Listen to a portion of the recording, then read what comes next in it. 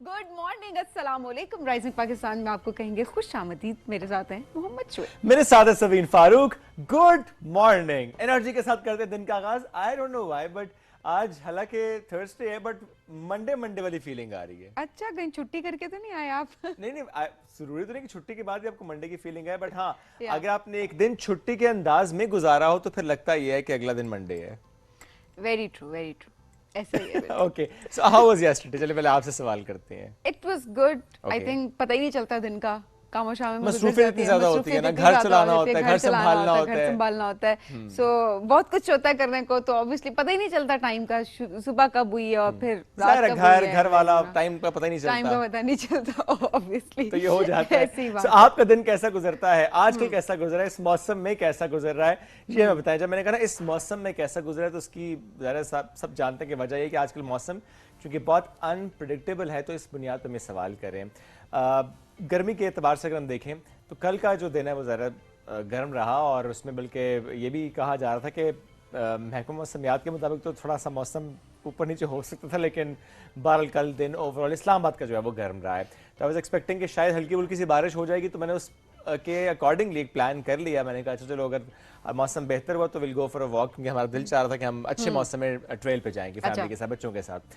तो बच्चों को मैं ले तो गया लेकिन मौसम अच्छा बहरहाल नहीं हुआ, तो फिर हमें थोड़ी देर में वापस आना पड़ गया आपको। हाँ, वैसे आज भी थोड़ा, आज देख रही थी सुबह वेदर प्रेडिक्शन, तो आज क्लाउडी भी है। दिन दिन में थोड़ा सा बारिश का इम्कान okay, as per Google 20 to 30% है ना, तो वो 20-30% तो ऑब्वियसली हो ना हो वो अलग बात है, but as per Google obviously वो आप लोग भी सर्च कर नहीं, पर सकते हैं। इसमें आइसोलेटेड इस्लामाबाद की बात कर रहे हैं, बाकी इलाकों में आप अपने हिसाब से देख प्लान लें। करें नहीं जी, नहीं, अपने हिसाब से देख अपने लें। हिसाब से देखें जी। लेकिन इसमें ये बात भी होती है कि हाँ। आइसोलेटेड रेंज भी तो हो जाती हैं, तो उसमें आप गूगल कुछ बताए भी तब भी समहाउ समवेयर हल्की सी बारिश का हो जाना दैट और डजंट किसी मीन एक कि पूरे एरिया में शहर और में किसी हुई दूसरे है। में ना, वो अलग बात है। अच्छा, लेकिन आज का जो हमारा मौजूद है वो ये कि देखें, वेदर जो है वो काफ़ी ज़्यादा अनप्रिडिक्टेबल है, और वो हम बहुत सारे इलाकों में देख रहे हैं कि वेदर जो है वो मौसम कभी भी किसी भी टाइम बदल जाता है। अच्छा, ऐसे ऐसे इलाकों की बात करें, इस्लामाबाद की बात करें, ठीक है बारिश हो जाती थी। इस्लामाबाद का वेदर हमेशा अनप्रिडिक्टेबल होता है कि आप 2-3 दिन अगर बहुत ज़्यादा गर्मी देख रहे होते हैं कि एक्सट्रीम गर्मी है, तो आप खुद ही माइंड बना लेते हैं कि बारिश होने वाली है, ये मौसम जो है वो बदल जाएगा, और हमेशा हम ये पैटर्न देख रहे होते हैं। बट जिस तरह की हवाएं चलना शुरू हो गई हैं, जैसा तूफान आना शुरू हो गया है, लिटरली इट्स क्वाइट स्केरी। और ये क्लाइमेट चेंज है, ज़ाहिर है, जिसके असरात हम थ्रू आउट देखते आ रहे हैं। ऐसे में बहुत सारे लोगों को मैंने देखा कि वो इंजॉयमेंट के लिए बाहर निकल जाते हैं जी। तूफान आया है, हवा चल रही है और हमने जी बाहर निकल आना है, and you are one of them. लेकिन ऐसे में क्या करना है, मैंने बहुत सारे लोगों को बच्चों के साथ बाहर चलिए, ड्राइव पे चलते हैं जी, तूफान आ रहा है, हवाएं बहुत ज़्यादा हैं। ऐसे केसेस रिपोर्ट हुए जिसमें वाकई बहुत जानी नुकसान भी हुआ, और माली नुकसान तो हम थ्रू आउट देखते आ रहे हैं कि तूफान की वजह से होता है। हमेशा जब भी ऐसा तूफान आ रहा हो, पहले तो प्रेडिक्शन हो तो कोई ट्रैवल प्लान ना करें। जस्ट मेक श्योर कि आप ट्रैवल प्लान ना करें, बिकॉज लास्ट जो है वो वीकेंड पे जब ये हालात हुए थे, हम सैटरडे की मैं बात कर रही हूँ, तो मेरे साथ खुद ये हुआ कि मैंने प्लान कर लिया पेशावर का, और मैं जब गई तो प्रेडिक्शन में था कि तूफान आएगा, और लिटरली मोटरवे पर गाड़ी चलाना इतना मुश्किल हो गया था, जीरो विजिबिलिटी शुड। एंड मैं अपने उस डिसीजन को रिग्रेट कर रही थी कि ये मैंने क्यों किया, मैं वेट कर सकती थी और ये नहीं होना चाहिए था, specially if you are travelling with family. Absolutely, otherwise भी यार आपकी जान बड़ी इंपॉर्टेंट है। एग्जैक्टली, बट वो आपको रिग्रेट एक बड़ा गिल्ट सा होता है ना। सो लोगों को यही आज हम जरूर बताएंगे कि प्लीज एक तो ट्रैवल प्लान ना किया करें, सेकेंडली ये कि अपने घरों में रहा करें उस टाइम पे। अगर मौसम खराब है तो जैसा सबीन आपने कहा ना कि वाकई हमारे यहाँ ये रवैया है कि हम कहते हैं आओ देख कर आते हैं, ओले पड़े आओ बाहर देखने चलते हैं, तूफान है जरा देखने चलते हैं। मुझे याद है कि जब समुद्री तूफान की बात भी हम करते थे आज से कई माह पहले भी, या महीनों पहले, या साल पहले की भी बात करें, तो हमने देखा कराची में साहिल पर भी लोगों का रश सिर्फ देखने के लिए कि अच्छा तूफान कब आएगा, तूफान कब टकराएगा। तो ये जो रवैया हमारा है कि हम देखने ही चले जाते हैं तूफान को, तो ये नहीं होना चाहिए।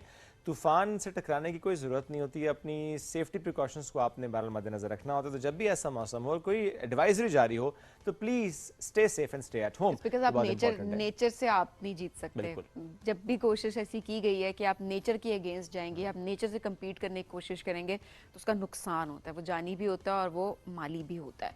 सो ख्याल करें अपना भी, अपनी फैमिलीज़ का भी, और प्लान इस तरीके से करें कि आपको किसी भी किस्म का नुकसान का सामना ना करना पड़े। बिल्कुल ऐसे ही है। तो इंपॉर्टेंट सी बात हमने की, आगे बढ़ेंगे एक ब्रेक की तरफ।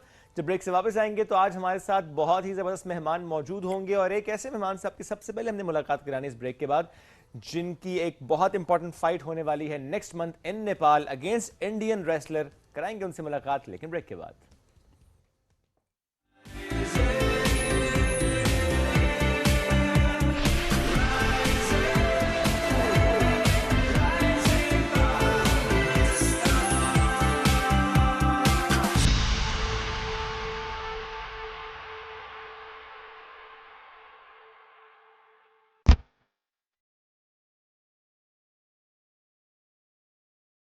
रोज एक नई सुबह, नए चेहरों, नए अंदाज के साथ।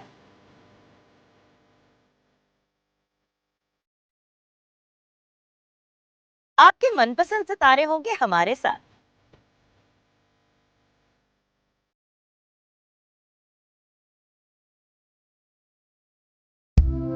गिरो खुशियों के साथ करेंगे हल्ला गुल्ला, मस्ती और मजाक। मेरी होगी आपसे एक बार फिर मुलाकात, आपके मेरे पीटीवी होम पर।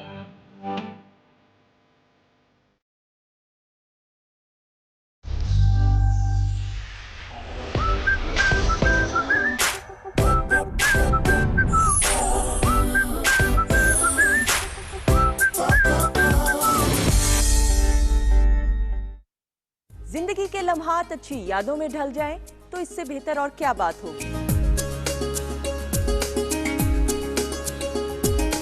हम आपकी यादों में खुशियां शामिल करते हैं हर वीकेंड पर अपने शो वीकेंड एट होम में।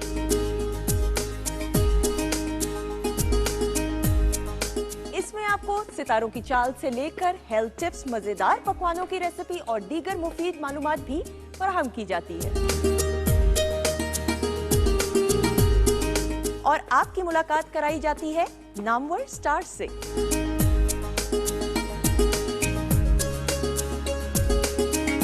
अपने लम्हों को खूबसूरत बनाने के लिए देखते रहिए वीकेंड एट होम हर हफ्ता और इतवार से पीटीवी नेटवर्क पर।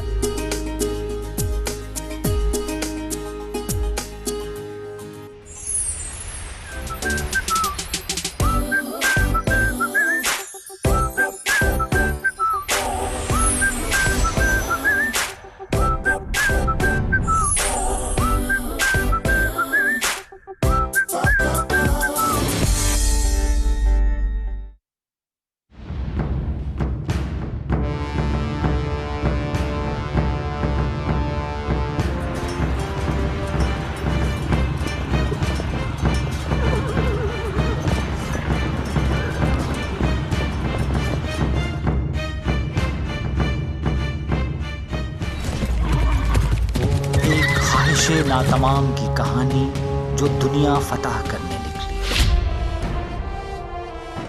ये वही जगह है जहां से सिकंदर आजम का लश्कर पहली मर्तबा बाजौर में दाखिल होता है।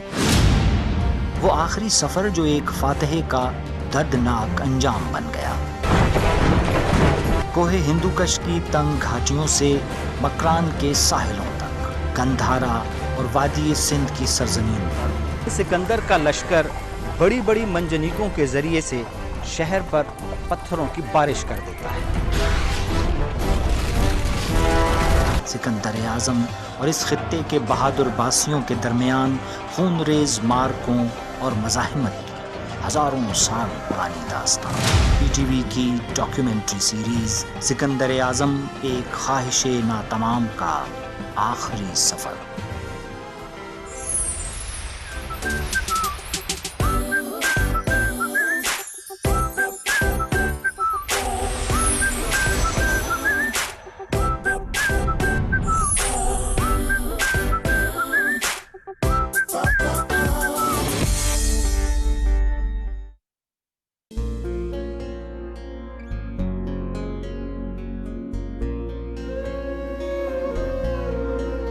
रूना, मैं शादी से पहले मोहब्बत का कायल हूं जो मुझे हो चुकी है।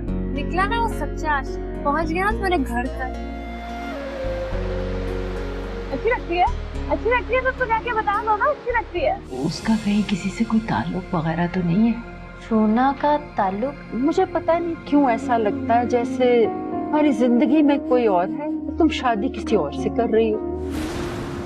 दिल मुमकिन हुआ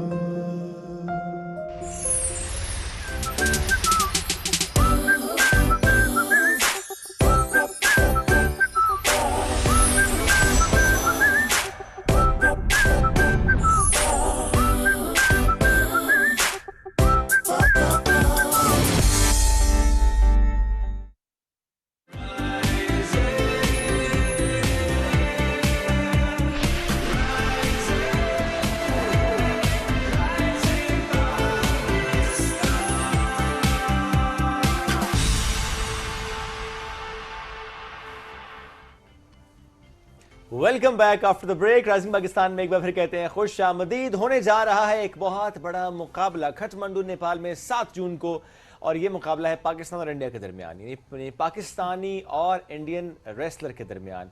सो पाकिस्तान से अतहर जाहिद, जिन्होंने इस मुकाबले के लिए अभी भरपूर तैयारी कर रखी है और पहले भी वो शिकस्त दे चुके हैं इंडियन रेसलर को, सिंघम दुबे को, तब भी हमारे मेहमान बने थे। और क्या उनकी ज़बरदस्त मूव्स हैं। जब हम कुछ मूव्स के बारे में सुनते हैं और देखते हैं तो फिर हम एक कदम पीछे हो जाते हैं कि ये हम पे अप्लाई ना हो जाए, क्योंकि डर बहुत ज्यादा लगता है। मैं चाह रही थी कि आज वैसे आप पे थोड़ा बहुत अप्लाई फिर हो आपने जाए, क्या तो उसमें सोचा, ऐसी कोई क्या बात सोच के आपने अपना डिसीजन चेंज किया?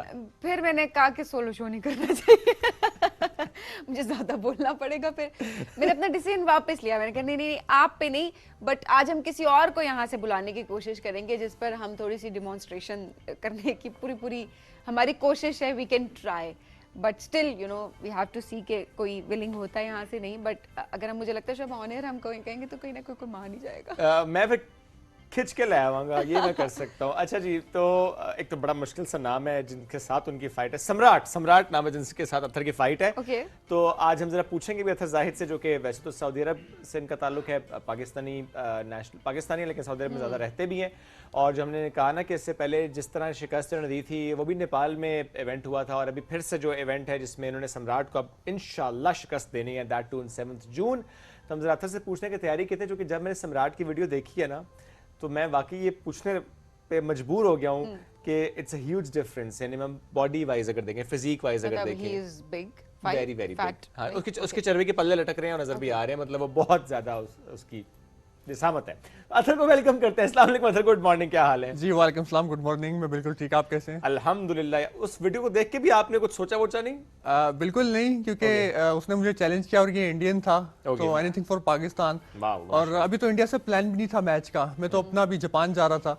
तो आपको पता है अभी पाकिस्तान इंडिया की जो वार की सिचुएशन शुरू हुई, तो इस इंडियन ने मुझे चैलेंज कर दिया, तो मैंने एक्सेप्ट किया इसका चैलेंज। तो मैंने कहा इसको दिखाते हैं कि पाकिस्तानी किसी से कम नहीं है। और कितने उनके राफेल गिराने हैं? और अभी इंशाल्लाह आपको 7 जून को पता चलेगा जब मैं इंडिया को हराऊंगा और आप सबको प्राउड करूंगा। और इंशाल्लाह। अब इसके लिए तैयारी कितनी स्पेशल चल रही है? तैयारी मेरी बहुत अच्छी हुई है। अभी पिछले दिनों में थाईलैंड में था, तो वहाँ भी ऑल अराउंड द वर्ल्ड से कोचेज आए हुए थे, तो वहाँ भी मैंने ट्रेनिंग किया है, बहुत न्यू मूव्स लर्न किए हैं और टेक्निक यानी सीखी है।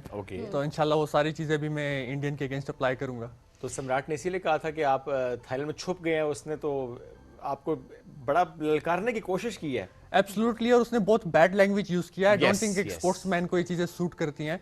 और मेरा मानना है एक स्पोर्ट्समैन जो होता है वो अपने कंट्री का एम्बेसडर भी होता है। जहाँ भी वो जाता है अपने एक्शन, बिहेवियर, कैरेक्टर से वो रिफ्लेक्ट कर रहा होता है अपनी कंट्री की इमेज को। तो मेरी कोशिश होती है मैं जहाँ भी जाऊँ पाकिस्तान का पॉजिटिव इमेज दिखाऊँ और शो करूँ कि हम बहुत पीसफुल लोग हैं, जिस तरह हमें इंटरनेशनली पोर्ट्रे किया जाता है कि हमारा इन चीज़ों से ताल्लुक है, तो उसको मैं करूं कि ऐसा कुछ भी नहीं है, हम बहुत अमन पसंद हैं। जिसको चेंज करने की बहुत ज्यादा जरूरत है, जो काफी हद तक चेंज हो भी गई है। हम बहुत सारी सिचुएशंस देख रहे थे जहां पर दुनिया को अब पता है कि पाकिस्तान जो है वो बिल्कुल, और एक स्पोर्ट्समैन का रोल इसमें बहुत ज्यादा इंपॉर्टेंट होता है कि जिस तरह वो पॉजिटिव इमेज अपनी कंट्री की रिफ्लेक्ट करता है। बिल्कुल। अच्छा, ये कहाँ पर थोड़ा सा अगर ये इंसिडेंट जरूर बताइएगा कि ये कहाँ पर उन्होंने बैड लैंग्वेज यूज की है? लैंग्वेज जिस वीडियो में उसने मुझे चैलेंज किया है वहाँ पे।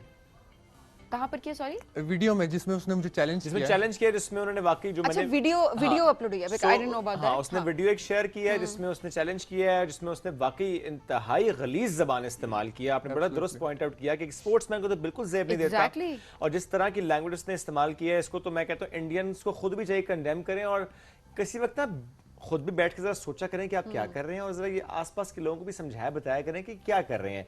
From Modi to the bottom. वो जो बयान आया है कुछ दिन पहले का, वो तो हैरान कुन बयान वो था कि आप सीधा सीधा थ्रेट कर रहे हैं, ललकार रहे हैं, और आपकी लीडरशिप ऐसी है तो ऑब्वियसली आपकी आवाम भी वैसी उसको अडॉप्ट करेगी ना। जो जिनका सोच वैसी नहीं भी है वो भी उस सोच के साथ चलेंगे, बिकॉज लीडरशिप जो है उसको फॉलो करके किया जा रहा था। तो मेरा ख्याल लीडर की सोच सबसे पहले चेंज होने की जरूरत है, लीडर को चेंज होने की जरूरत है, बिकॉज खित्ते के लिए भी ये बहुत इंपॉर्टेंट चीज होगी ऑब्वियसली, और उनकी अपनी आवाम के लिए बहुत इंपॉर्टेंट चीज होगी कि इतना एक्सट्रीमिस्ट लीडर हमें नहीं चाहिए। Back to the topic. अच्छा, अब तो जाहिर है आपके जज्बात भी काफी पीक पे हो गए ना। आई एम श्योर कि ये बाकी फाइट से जितनी अभी तक आपने फाइट्स लड़ी हैं, और ऑब्वियसली वो भी आप उसमें भी आपने एक्सेल ही किया है, लेकिन ये बड़ी डिफरेंट है इस टाइम पे, और उस टाइम पे भी आपके जज्बात I am sure very different. Absolutely. और एक जो मजे की बात है वो नेपाल में मैच है, और नेपाल जो है वो इंडियन फ्रेंडली कंट्री है, तो वहाँ पे सारे सपोर्टर्स इंडिया के ही हैं। तो एज ए पाकिस्तानी एक ये भी प्रेशर होता है क्योंकि पाकिस्तान वर्सेस इंडिया, तो आप हार भी नहीं सकते, और इसलिए कि ये चीज़ है। लेकिन anything for Pakistan, I am ready for any battle, और इंशाल्लाह मैं आप सबको प्राउड करूंगा और रिंग में जाके दिखाऊंगा इंशाल्लाह। और मुझे सब कह रहे हैं कि तुम भी वीडियो बना के जवाब क्यों नहीं दे रहे, तो मैं कह रहा हूँ कि जरूरत नहीं है मुझे, हम में और उसमें फर्क क्या रहेगा, जवाब रिंग में देंगे एब्सोल्युटली, और बड़े तरीके का जवाब देंगे। और ये बड़ा अच्छा है कि इस वक्त हम इस मौजू को डिस्कस भी कर रहे हैं कि चूंकि अभी 2 रोज से भी हम देख रहे हैं, स्पेशल टेनिस के हवाले से अगर मैं कहूँ कि वहाँ पे भी एक ऐसा सिर्फ हैंडशेक पे इंडियन मीडिया ने जिस तरह का प्रोपेगेंडा किया और जिस तरह से उन्होंने माहौल को अजीब तरीके से मैनिपुलेट किया, तो उस पर भी हम ये बताना चाहते हैं कि ज़रा उस पर सामुल हक ने भी और उस प्लेयर ने भी वीडियो भी जारी की। तो बड़ा इंपॉर्टेंट है कि हम बताते हैं कि सामने खुद का we are the ambassadors of peace actually. So आप अपने छोटे छोटे एक्शन से पीस प्रमोट कर रहे होते हैं, लेकिन बस क्या करें जी, बदकिस्मती ऐसी है कि हमारा हमसाया ऐसा है। अच्छा सर, अभी हमारे स्टूडियो में भी काफ़ी लोग हैं, तो इसमें से कोई ऐसा जो बंदा पिक करना चाहते हो आपके, अच्छा उनके साथ आप डेमोन्स्ट्रेट कर सकते हैं, तो कौन अच्छा, हो सकता है? आप खुद पिक करें, और फिर शर्त यह है कि वो शख्स कोई भी है वो इनकार नहीं कर सकता। मैं शोएब भाई को पिक करता हूँ। आ जाए शोएब भाई। आपको पता है कैमरे कुछ डांस शुरू हो चुका है इस वक्त, ये तो डिसाइड नहीं हुआ था। बल्कि आपकी को होस्ट भी देखना चाहती होंगी। ये असर है इनकी हंसी में हाँ का। सोलो करना शो? नहीं, मैंने सोलो नहीं करना। आप पहले ये बताएं नुकसान कितना होगा। ये तो मैं गारंटी नहीं दे सकती। नहीं, वैसे आप कोई ऐसा डेमो दे सकते हैं जिसमें सिर्फ मतलब हल्का फुल्का, जिस तरह ड्रामाज में मारते हैं लेकिन वो एक्चुअली मारते नहीं है, लेकिन वो लगता है कि मार रहे, कुछ ऐसा हो सकता है? वो फिर मूव्स होते हैं, टेक्निकल मूव्स होते हैं, जिस तरह लॉकअप करके फिर उसका काउंटर मूव, इस तरह ये चीजें हो सकती हैं।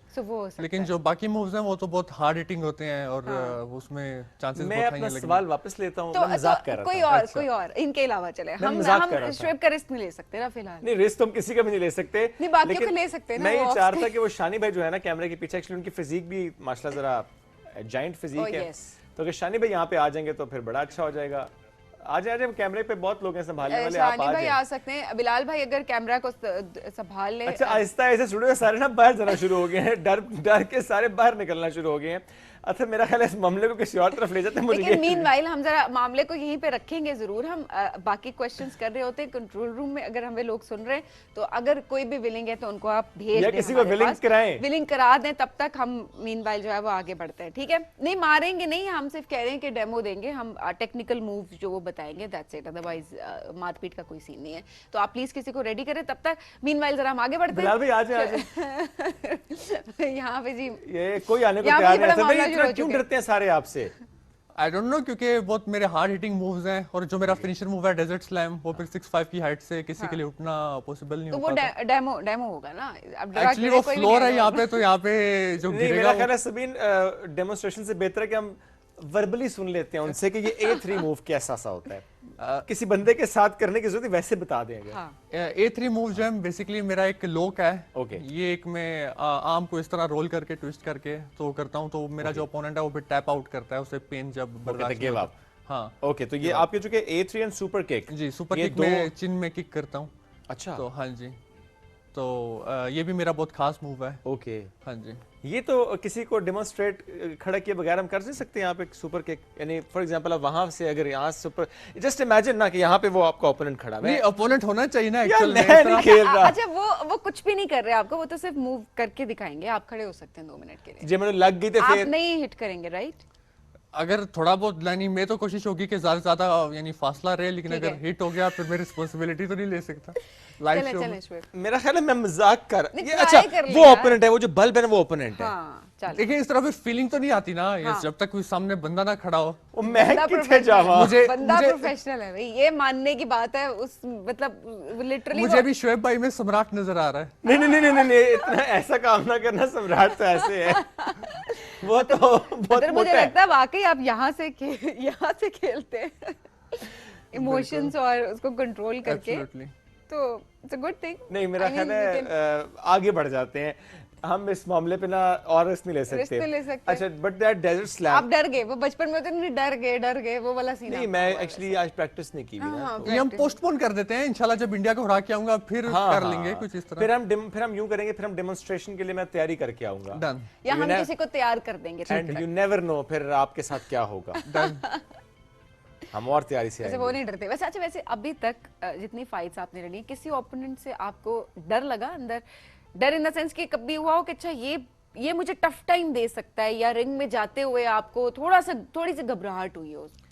नहीं, इस तरह डर तो नहीं लगा, लेकिन इन द सेंस कि एक प्रेशर होता है, तो वो प्रेशर जरूर फील होता है, बट मैं इतना ज्यादा प्रेशर लेता नहीं, क्योंकि अगर आप प्रेशर लें तो आपकी परफॉर्मेंस उससे इफेक्ट होती है। अच्छा। तो हमारे जो कोच हैं वो हमारी यानी साइकोलॉजिकल क्लासेस भी होती हैं हमारी, तो हमें गाइड किया जाता है कि किस तरह आपने यानी स्ट्रेस नहीं लेना और ये चीज़ें कंट्रोल करनी है। ओके। तो इस तरह तो कभी नहीं हुआ, लेकिन हाँ एक प्रेशर जरूर होता है। और जब इंडिया से बात आए मैच की, तो उसके अगेंस्ट तो जाहिर है आप यानी एक होता है आप रिस्पॉन्सिबिलिटी आ जाती है 25 करोड़ अवाम की रिप्रेजेंटेशन, तो एक ये होता है, बाकी तो कभी मुझे डर नहीं लगा। बाकी डर नहीं लगता। अच्छा वैसे जो लास्ट आपने शिकस्त दी थी उस that was international championship, international championship title आपको मिला, तो टाइटल अभी तक कंटिन्यू आपके पास ही है? जी, ये इसी का तो उसने चैलेंज किया है मुझे। ओके। हाँ जी, ये मैं डिफेंड करने भी जा रहा हूँ नेपाल। ठीक, आपने इसको डिफेंड करना है जी। और ये ज़रा इसी तरह से होता है कि आपके पास टाइटल होता है, कोई आपको चैलेंज करता है, उसे डिफेंड करते हैं। एब्सोल्युटली। तो मेरा ख्याल है कि ये टाइटल आपके पास ही रहना है बस। इंशाल्लाह टाइटल पाकिस्तान के पास ही रहेगा। इंशाल्लाह अगर पाकिस्तान आई के एम पास श्योर रहेगा। प्रेशर आपको भी फील हो रहा होगा। एब्सोल्युटली। राइट, क्योंकि जिस तरह आपने बताया कि इतनी अवाम है, पूरे पाकिस्तान की रिप्रेजेंटेशन है, स्पेशली जब ऐसे ललकारा गया हो तो ऑब्वियसली तो क्या करते हैं, कोई काउंसलिंग भी करते हैं अपनी? कोच ऑब्वियसली कोच तो आपको खुद क्या बहुत करते कुछ हैं बता अपनी सके। काउंसलिंग के लिए? खुद क्या करते हैं, किस तरीके से अपने आप को मोटिवेट रेडी रखते करते हैं, मोटिवेटेड रखते हैं? मैं कोच से डिस्कशन करता हूँ, ब्रेनस्टॉर्मिंग हमारी होती है आपस में, मेरे कोच मुझे गाइड करते हैं कि आपने कैसे क्या करना है। फिर उसके अलावा मैं लाइक ब्रीदिंग एक्सरसाइज करता हूँ, वो बहुत इसमें हेल्पफुल होती है। Okay. आपकी साइकोलॉजिकल आपको इसमें हेल्प आउट होता है। तो उसके अलावा जो मेरे अपने मूव्स हैं वो मैं प्रैक्टिस करता हूँ, यानी बहुत यानी अच्छे तरीके से जो मैंने अप्लाई करने हैं।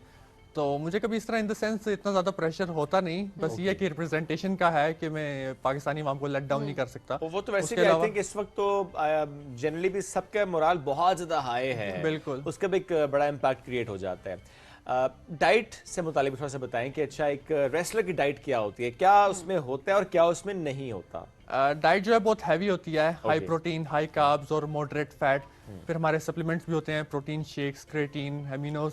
फिर उसके अलावा जंक फूड तो हमें बिल्कुल अवॉइड करना पड़ता है, क्योंकि अभी Okay. जैसे मैच है हम ये अफोर्ड नहीं कर सकते कुछ भी अगर खाया जाए और तबीयत खराब हो जाए। Okay. तो बाहर का खाना, पिज्जा, बर्गर्स, ये बिल्कुल अभी अवॉइड है। दिल करता है? तो हाँ, कभी कभार यानी once in a blue moon। सही फिट क्वेश्चन आपसे पूछ लिया। एब्सोल्युटली। तो मेरे ये ऐसे है। दिमाग में हाँ, आने तो लगा, पिज़्ज़ा, डाइट बर्गर, में दिमाग में चल रहा है अभी। डाइट में पिज़्ज़ा बर्गर नहीं, चाट चल रही थी दिमाग में। हाँ, ये चना चाट चल रही है, बहुत बहुत दिल कर रहा है चना चाट खाने का। नहीं हो जी? अच्छा, रेसलर्स चना चाट खाते हैं जी? नहीं खाते। उसमें तो चना प्रोटीन चाट तो हेल्दी होता है वैसे, नहीं आई होता? थिंक सेपरेट चने करके और चाट वगैरह जो मसाले होते हैं वो मसाले हम अवॉइड करते हैं। मसाले अवॉइड अच्छा, करते हैं, मसाले otherwise अवॉइड तो करते हैं, chickpeas- अदरवाइज तो वो एक तरह से सैलेड ही हाँ, जो होता है। चिक पीस है वो तो हम खाते हैं, लेकिन जो ऊपर मसाले प्याज, वगैरह टमाटर, एब्सोल्युटली वो भी आप हाँ, खाते होंगे। बिल्कुल बिल्कुल यही सब होता है उसके अंदर, और Fiber तो कुछ बल्कि, नहीं होता। बिल्कुल। इमली डाल दें, वो भी हेल्दी है, उसमें भी कोई आहिस्ता मसला आहिस्ता नहीं है। करते करते चाट इसने पूरी करके छोड़नी है। नहीं, दही डाल दें, दही भी हेल्दी है। सिर्फ जो चाट मसाला होता है उसको आप जितनी कम क्वांटिटी में रखें, otherwise it's very healthy thing. ठीक है जी, चाट पे सबीन ने कह दिया कि हेल्दी है तो चाट Yeah. मंगवाई जाए, हेल्दी होती ये है। जरूरी हो गया जी। अच्छा अदर तो अच्छा अदर आपकी फैमिली में बाकी लोगों को भी है शौक कि वो रेसलिंग की तरफ आए या किसी और स्पोर्ट्स की तरफ, या यू द ओनली वन कि फैमिली वाले कहते हैं कि नहीं ये एक अनोखा पीस है? नहीं, I am the only one who is doing this. और सबको देखने का शौक है, Okay. तो करने का तो सिर्फ मैंने ये स्टेप उठाया और सही। मैं कर रहा हूँ। तो सब फैन है मेरे घर में रेसलिंग की, और इवन मेरे दादा के टाइम से वो भी रेसलिंग के बहुत बड़े फैन थे।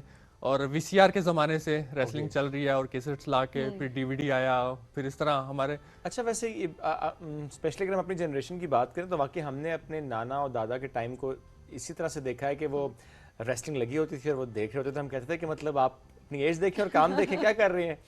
वो देखते होते थे, मेरे नाना बहुत शौक से देखते थे रेसलिंग, तो हम बड़ा उनको तंग करते होते थे कि नाना वो आप क्या देखेंगे।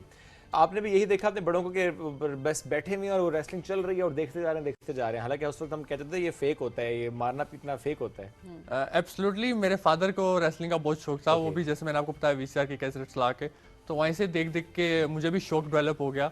और जो आपने की बात की, ऐसा कुछ भी नहीं है। जो रिंग में एक्चुअल में होता है उसको पता होता है क्या हो रहा है, बाहर से एक्चुअल में उस चीज को जीना बहुत डिफरेंस होता है। ओके। तो जो हम लेकिन परसेप्शन है ना ये इन वीडियोस को देखते हुए रेसलिंग की कि शायद ये प्लान्ड होता है, और फेक होता है। एब्सोल्युटली ये इस तरह का परसेप्शन बना हुआ है, लेकिन अगर कोई दूसरा प्रमोशन इस तरह कर रहे हैं तो उसका मुझे आइडिया नहीं। ओके, लेकिन अदरवाइज ये बिल्कुल रियल है जी।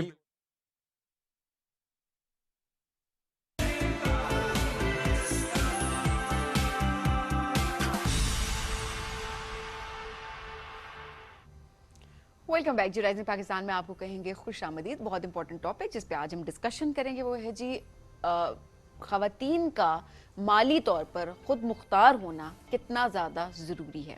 तो आज इस हवाले से हम बात करेंगे, बिकॉज हम हमेशा बात कर रहे होते हैं ना कि अच्छा जी ख़वातीन को आगे बढ़ना चाहिए, काम करना चाहिए, लेकिन एक्चुअली हमें ये रियलाइजेशन नहीं होती कि उनका काम करना बाहर निकल के एंड फाइनेंशियली इंडिपेंडेंट होना किस तरह से हमारी इकोनॉमी में कंट्रीब्यूट कर रहा है। तो आज ज़रा डिस्कशन इस हवाले से करेंगे, स्पेशली जो हम कर सकते हैं अपने अपने डोमेन में, अपने घर के अंदर देखें, अपनी कम्युनिटी के अंदर देखें कि किस तरह से हम ख़वातीन को एम्पावर कर सकते हैं कि वो आगे बढ़ें और माली तौर पर खुद मुख्तार हों।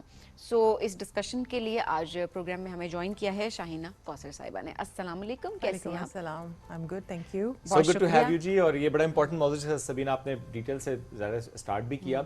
मैं इसका बुनियादी सवाल रखूंगा आपके सामने कि आपकी नज़र में वुमेन एम्पावरमेंट क्या है? How do you define women empowerment? देखिए, women empowerment is not just a one term, इसको आप नहीं कह सकते कि एक लफ्ज़ है। ठीक है। उसके अंदर आपकी फाइनेंशियल इंडिपेंडेंस, फाइनेंशियल एम्पावरमेंट, अपने डिसीजन लेने का आप खुद डिसीजंस ले सकें और उन डिसीजंस को ओनर भी किया जाए। ये नहीं कि आप उन डिसीजन के लिए फाइट कर रहे हैं और उसको पूरी सोसाइटी और फैमिली उसको गलत देख रही है, लेकिन उन डिसीजन का कंट्रोल आपके हाथ में होना। यहाँ तक कि आप कब कितनी तालीम हासिल करेंगी, कब शादी करेंगी, कब और कितने बच्चे पैदा करेंगी और उनके ऊपर आपका क्या राइट होगा, ये सारी चीज़ें मिलकर औरतों को एम्पावर बनाती हैं। और पर्टिकुलरली सोसाइटी के अंदर जिस तरह के माहौल और हालात हैं, उनके अंदर औरतें जहाँ एग्जिस्ट करती हैं, इवन अपनी प्राइवेट स्पेसेस के अंदर, पब्लिक स्पेसेस के अंदर जो उनकी एग्जिस्टेंस है और उसकी रिस्पेक्ट है और किस तरह उनकी बात सुनी और मानी और रिस्पेक्ट की जाती है, that's also very very important. That's a women empowerment. मैं आपको एक छोटी सी मिसाल देती हूँ। औरतें बात कर रही होती हैं, 4 लोग बैठे होते हैं, अभी वो अपनी बात पूरी नहीं करती, लोग उस बात को काट देते हैं और अपनी बात शुरू कर देते हैं। नो मैटर वॉट कि एक वो पढ़ी लिखी औरत है, वो एक पते की बात करी है, वो नॉलेज की बात करी है। हमारे यहाँ ये एक्सेप्टेंस ही नहीं है कि औरतें बात करी हो तो उनको हमने खामोश होकर सुनना है। नो मैटर वॉट कि अगर हमारी बहुत स्ट्रॉन्ग पोजीशंस के ऊपर भी औरतें बैठी होती हैं, तो आपने कितने मीम्स देखे होंगे औरतों के ऊपर जिस तरह के बनाए जाते हैं। सो सिर्फ विमेन एम्पावरमेंट को एक वर्ड के तौर पे देखना, I don't think so that's a good idea. इसको ओवरऑल कॉन्टेक्स्ट में देखना और ये देखना कि सोसाइटी किस तरह देख रही है, सोसाइटी किस तरह एक्सेप्ट कर रही है। अगर कोई मेल एक बहुत अच्छी पोजीशन पे है तो उसके बारे में जो अप्रोच और बात करने का तरीका होता है वो फ़र्क होता है, लेकिन औरतों के बारे में चाहे वो किसी भी बड़ी पोजीशन पे बैठी हैं, उनके मेकअप पे बातें करनी, उनके कपड़ों पे बातें करनी, उनकी बातें करने के अंदाज पे बातें करनी, उनकी अप्रोच पे बातें करनी और मीम्स बनाना। सो विमेन एम्पावरमेंट वो है कि जिस दिन आपकी सोसाइटी ये एक्सेप्ट कर लेगी कि ये बराबर की शहरी हैं, इनके 2 हाथ 2 पैर 1 दिमाग और 2 आंखें हैं, ये बराबर की कंट्रीब्यूशन कर रही हैं, और औरतों को उस तरह एक्सेप्ट करना और औरतों को उस तरह मानना और रिस्पेक्ट देना इक्वली। That's basically. अच्छा, वैसे हम वैसे वाकई आप बिल्कुल ठीक बात करी हैं कि किस तरह से हम डिफरेंट प्लेटफॉर्म्स पे देखते हैं। अगर ख़वातीन बैठी होती हैं तो लिटरली मैं अगर अपनी भी बात करूं और मैं यहाँ पर बैठ के बात भी कर रही हूँ, मेरे पास नॉलेज भी है, अगर मैं डिस्कशन भी कर रही हूँ, मैं एक टॉपिक को लेके चल रही हूँ, तो लिटरली अगर सोशल मीडिया पे वो क्लिप लगा देना तो आप नीचे कमेंट्स देख रहे होते हैं। वो कमेंट्स क्या होंगे? मेकअप पे, बालों पे, कपड़ों पे, रंग पे, वेट पे, ये लिटरली इस तरह के कमेंट्स होते हैं। और वाकई में अगर कोई मेल अगर वो क्लिप अपलोड करता है तो बात हो रही होती है कंटेंट के ऊपर, कि वो क्या बात कर रहा है उसके ऊपर बात हो रही है। तो ये हमारी सोच का बहुत बड़ा मसला है कि इस चीज़ पे ज़्यादा फोकस किया जा रहा होता है कि अच्छी खातून अगर स्क्रीन पर बैठी हुई है या किसी भी कुर्सी पर है, सो उसको सबसे पहले इस नज़र से देखना कि वो दिख कैसी रही है। सो हमने ख़वातीन को यहाँ तक ही महदूद कर दिया। ख़वातीन को तो क्या आपने महदूद कर दिया, अपनी सोच को आपने वहाँ तक महदूद कर दिया, जो ख़वातीन को आगे भी नहीं जाने दे देती। वरना हमने ख़वातीन को बहुत बड़े बड़े ओहदों पर देखा भी है और बहुत बड़े बड़े काम करते हुए देखा है जब उनको अपॉर्चुनिटीज और स्पेस दी जा रही होती है। देखिए, आपने बिल्कुल सही बात की है कि ये औरतों का मसला नहीं है कि औरतें लिमिटेड हैं, वो आगे नहीं जा रही हैं, वो काम नहीं कर रही हैं।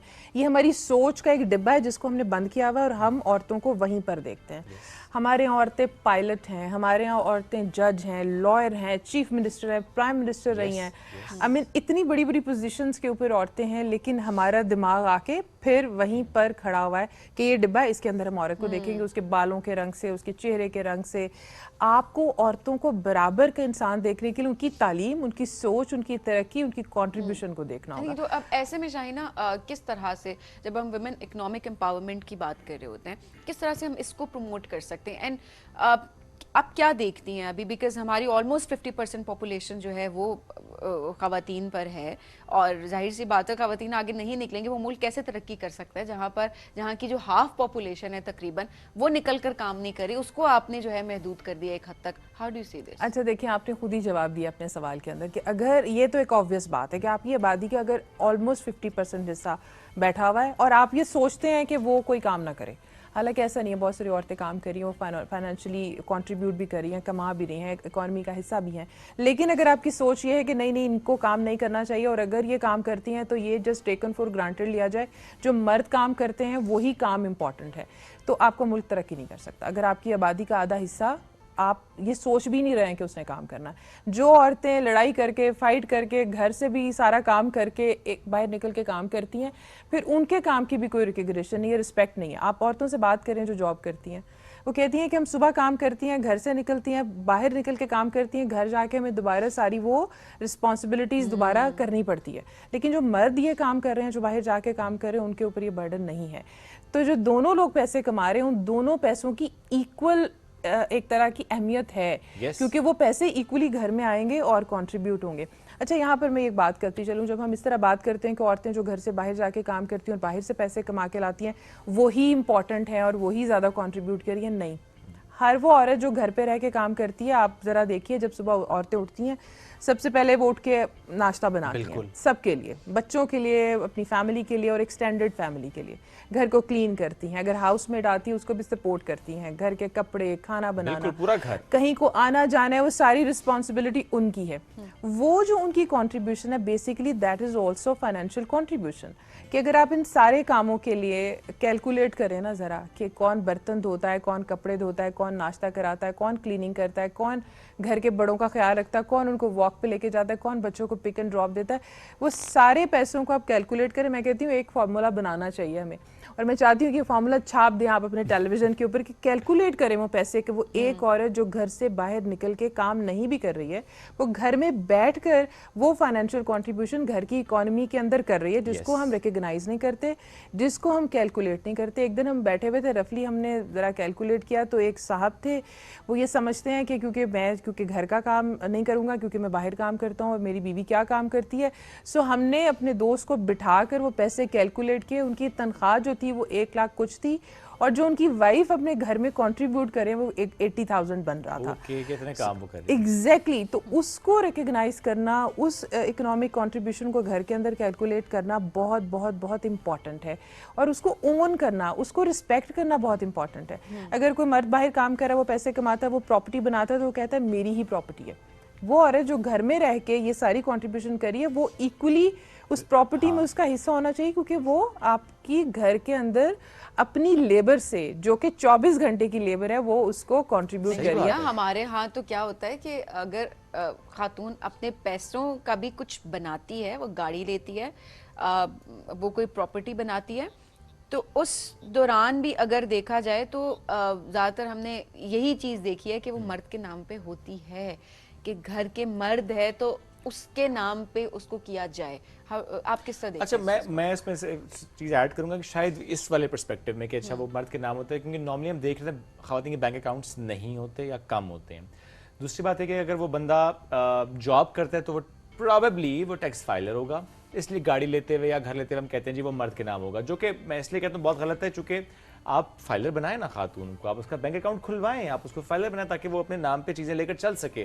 तो ये भी मामला होता है कि बीवियां खुद भी कहते हैं कि मैं फाइलर नहीं हूं, तो अच्छा इसके नाम ले लेते हैं। अगर उसने कोई चीज बनाई है तो उसका मतलब वो जॉब करती है ना, she is a working woman, and अगर वो वर्किंग वुमन है तो she must be a filer. देखिए, जब हमने कुछ नहीं करना होता है ना, हमारे पास बहुत सारे एक्सक्यूजेस होते हैं। जब हमें कुछ करना होता है ना, तो हम वो कर लेते हैं। सीरियसली मतलब इसको सही अगर हम बात। कहें वो फाइलर नहीं है तो गाड़ी उसके नाम नहीं खरीदी जाएगी, तोहफे तोहफ भी उसके नाम पर नहीं होंगे जो हम उनको देंगे, एंड पे हम कहेंगे ये जेवर भी मेरा, ये कपड़े भी मेरे थे, ये तो होता बस है तुम्हारा ऐसा। बस और यही तो जूते हैं होता पहन है। के घर से चले जाओ। यही होता है। और ये करने वाली कौन होती हैं? ये भी आप जरा रखें। अब सिर्फ हम इसमें मर्दों को नहीं रख सकते, मर्द होते हैं। अब उसमें जो घर की सरबराह इन मामलात में बन जाती है वो होती हैं जी सास साहिबा। अच्छा देखिए, मैं अब इस बात को थोड़ा एक्सप्लेन करना चाहती हूँ, इसको हमें समझना भी चाहिए। जब हम ये बात करते हैं ना कि औरत ये कर रही हैं दूसरी औरतों के लिए क्योंकि वो एक पावर पोजीशन में है, इसको समझना बहुत बहुत बहुत बहुत ज़रूरी है कि पावर पोजीशन में चाहे वो मर्द है चाहे वो औरतें हैं, वो एक ही तरह रिएक्ट करती हैं, एक ही तरह एक्ट करती हैं, वो एक ही तरह के फैसले लेती हैं। लेकिन जब वो मर्द और औरत पावर पोजीशन में नहीं है, वो एक ही तरह के फैसले करती हैं। जैसे आपने सास की बात की, वो बेसिकली वो औरत एक पावर पोजीशन में है घर में और वो डिसीजंस ले रही है क्योंकि वो भी इसी सोसाइटी का हिस्सा है जहाँ पे उसने ये पावर सीखी है और उसने इसको इंजॉय करना चाहती है। अब उसको कौन चाहिए? अपने से कमज़ोर वो कौन होगा? उसके घर में मौजूद वो औरतें हैं जो बाहर से आई हुई हैं, जो कि बहुएं हैं, उन पे यूज हालांकि वो सास भी करेगी। कभी बहू थी। वो सास भी कभी बहू थी, वो सारा प्रैक्टिस कर चुकी है। लेकिन अब वो ये प्रैक्टिस नहीं करी कि मैं इसको एम्पावर करूं, वो सिर्फ अपनी पावर को एंजॉय कर रही है। लेकिन वो पावर अपने हस्बैंड के सामने या अपने बेटे के सामने एंजॉय नहीं कर रही है। वो जनरेशनल ट्रॉमा को लेकर चल रही है। नहीं, वो अपनी पावर को प्रैक्टिस कर रही है। पावर को प्रैक्टिस उसको ये लगता, कोई भी देखें, पावर का ताल्लुक इंसानों के मर्द औरत होने से नहीं है, उनकी पोजीशन से है। वो किस पोजीशन पे बैठे हैं। मिसाल के तौर पे अगर कोई फीमेल बॉस है तो वो बिल्कुल वैसे ही रिएक्ट करेगी और एक्ट करेगी जैसे मेल बॉस करता है। अगर वो सबॉर्डिनेट है तो वो एग्जैक्टली वैसे ही एक्ट और रिएक्ट करेगी और मर्द भी ऐसे ही करेंगे। हाँ, लेकिन सॉरी टू इंटरप्ट, लेकिन यहाँ पे फिर अगेन ना एक परसेप्शन आ जाती है कि ना हमने अपनी महफिलों में बहुत ज़्यादा इसको देखा है ना, डिस्कशन को, कि अगर आपका बॉस मेल है तो आप किसी और तरह से महफिल में डिस्कशन कर रहे होते हैं अपने ऑफिस के इश्यूज को, और अगर वो फीमेल है तो आप और कुछ नहीं कहते, मेरी तो बॉस फीमेल है ना। या एग्जैक्टली, मतलब इस जुमले पे आपने बस बात खत्म कर दी, आपने कोई डिस्कशन नहीं किया कि अच्छा ये इशू है वो इशू है। नहीं यार, वो एक्चुअली देखिए ये बात फिर वापस मुड़ के उसी पे आती है कि हमने औरतों को बराबर का शहरी और बराबर के अकल वाला, बराबर के तालीम वाला समझना छोड़ दिया है, समझा ही नहीं कभी, कि प्रैक्टिस ही हमने नहीं किया। अदरवाइज जो जितनी तालीम हासिल करेगा, जितना काम करेगा, उसकी उतनी ही वैल्यू है, वो चाहे मर्द है चाहे वो औरत है। आपको बहुत सारे मेल मिलते हैं, मर्द मिलते हैं, वो बिल्कुल आई एम सॉरी कि वो उनके अंदर फैसला साजी का कोई उनमें पोटेंशियल नहीं होता। बहुत सारी ऐसी औरतें मिलती हैं जिनमें होता है। तो ये इंसानों पर डिपेंड करता है, अपने बॉक्सेस। यस, इन सारी बातों का ताल्लुक जेंडर से नहीं है, मर्द औरतों से नहीं है, आपकी बॉडी से नहीं है, या आपकी अपनी उस बात से कि आपने कितना काम किया है, कितनी तालीम हासिल की और कितना आप चीज़ों को समझने के काबिल हैं। आप मैथ्स पढ़ाइए दोनों को, मर्द औरतों को, जितनी उनकी अकल होगी उसके मुताबिक समझ लेंगे। लेकिन ये जो है ना, ये बाइसनेस, ये प्रेजुडिस, ये जो हमने देखना शुरू किया है कि औरतें ये नहीं कर सकती, औरतें यूँ नहीं करेंगी, औरतें पैसे नहीं कमाएंगी, औरतें काम ये वाला नहीं कर सकती, ऐसा कुछ नहीं है। आप जहाज़ को जब उड़ाने बैठते हैं तो जहाज़ औरत से भी उड़ता है और मर्द से भी उड़ता है। जहाज़ ने कभी हवा में ठहर के ये नहीं कहा कि भाई मुझे तो औरत चला रही, मैं आज उड़ने के मूड में नहीं हूँ। ऐसा कभी आपने सोचा? ये गाड़ी देखिए कितना एक फर्स होता था एक ज़माने में कि गाड़ियाँ चलाना एक मुश्किल काम हो गया था औरतों के लिए। तो इस पूरी चीज़ के लिए गाड़ियाँ चलती हैं औरतों से। कौन सी गाड़ी आपको कभी हॉर्न बजा रहे खड़ी होती है सड़क पे, भाई मैं नहीं चल रही क्योंकि एक औरत मुझे चला रही? ऐसा नहीं है। तो ये जो जेंडर के ऊपर बातों को समझना और उस पर्सपेक्टिव में देखना, दैट्स वेरी वेरी इंपॉर्टेंट। ये पूरी सोसाइटी की तरबियत और ट्रेनिंग होने की जरूरत है। पकड़े सारे लोगों को और उनको ये बताएं कि ये मर्द औरत का मसला नहीं है, ये हमारी फाइनेंशियल इंडिपेंडेंस और फाइनेंशियल कंट्रीब्यूशन का मसला है, और इससे आपका मुल्क भी तरक्की करेगा और आपका घर भी खुशहाल होगा। एक औरत का इस तरक्की में दुश्मन कौन होता है? सोसाइटी, पूरी की पूरी सोसाइटी। और अगर आप ये कहेंगे मर्द और औरतें, नहीं, सोसाइटी मर्द और औरतों और सोच से मिलकर बनती है। और मैं समझती हूँ कि ऐसे माशरे जैसे पाकिस्तान जैसा माशरा है, इसके अंदर पेदरशाही, पेट्रियार्की का बहुत बड़ा ताल्लुक है, जिसमें ये तय कर लिया गया है कि सुपीरियर मर्द होंगे, और इसको प्रैक्टिस मर्द भी कर रहे हैं और इसको प्रैक्टिस औरतें भी कर रही हैं। सिर्फ मर्द भी, हाँ आपने बड़ा दुरुस्त कहा, इसमें सब रिस्पांसिबल हैं, it's not just the male part of society. Exactly. और मैं बार बार ये कहती हूँ कि जब हम कहते हैं कि हम फेमिनिस्ट हैं तो सबसे पहले हमारे बारे में लोग ये समझते हैं कि ये सारे मर्दों की दुश्मन औरतें हैं और इनको, ये सिर्फ हमेशा औरतों की बात करती है। बेसिकली फेमिनिज्म ये कहता है कि मर्दों और औरतों को इक्वल राइट दीजिए, इसमें से कोई किसी को भी मत दबाइए, इक्वल राइट की बात करते हैं। मुझे एक बात याद आ गई, मैं उनका नाम लिए बगैर एक बात कोट करता हूं, बिकॉज़ एक सोच की बात हम यहाँ पे करने वाले हैं कि इन्फ्लुएंशियल कुछ खवातीन हैं जो कि ऐसी कोई बात कर देती हैं जिसका फिर नेगेटिव एक इम्पैक्ट आता है। जैसे एक हमारी एक्ट्रेस है, उन्होंने एक बात चंद रोज पहले की, उन्होंने कहा जी कि मैं तो फेमिनिस्ट नहीं हूँ क्योंकि मैं तो बिल जमा नहीं करा सकती लाइन में लगकर, चूंकि मैं तो ये काम नहीं कर सकती, तो मुझे तो अच्छा लगता है कि मेरा शौहर मेरे लिए ये करे, मेरा शौहर मेरे लिए ये करे। तो अब ऐसी बात है कि इन्फ्लुएंसर की तरफ से आना, हाउ डैमेजिंग दिस इज। अच्छा, ये एक तो जो लोग कहते हैं ना कि मैं फेमिनिस्ट नहीं हूँ, पहले फेमिनिज्म को समझें। फेमिनिज्म क्या है, डेफिनेशन बताएं ना इसकी पहले। फेमिनिज्म ये कहता है कि तमाम मर्द, औरतें और कोई भी और जेंडर सब बराबर हैं। अगर आप ये नहीं मानते हैं तो मुझे बताएं क्या फेमिनिस्ट नहीं है? Equal rights and opportunities, simple definition of feminism. और एग्जैक्टली अगर आप, मैंने कुछ दिन पहले एक सेशन कराया था अपने ऑफिस में, और लोग बार बार आके मुझे पूछते हैं कि दोबारा कराइए। उसकी रीजन क्या थी कि उनको फेमिनिज्म के बारे में पता ही नहीं था, उनको ये पता ही नहीं था इसकी डेफिनेशन क्या है। जो मिथ्स हैं कि फेमिनिज्म ये कहता है वो कहता है, आप अगर, मैं ये समझती हूँ बहस करने की सूरत तभी करेंगे ना जब आप इल्म और अकल वाले होंगे, जब आपके दिमाग में कोई नॉलेज होगा। आपने एक लफ्ज सुना, आप ट्रिगर हो गए और आप उसके बोलना शुरू हो गए। आपने उसकी थ्योरी नहीं पढ़ी, आपने ये देखा ही नहीं कि पॉलिटिकल मूवमेंट है वो क्या क्या करती है। बगैर पढ़े लिखे लोगों के साथ बहस करने से मैं हमेशा कहती हूँ मत करें, क्योंकि उनको नॉलेज ही नहीं है।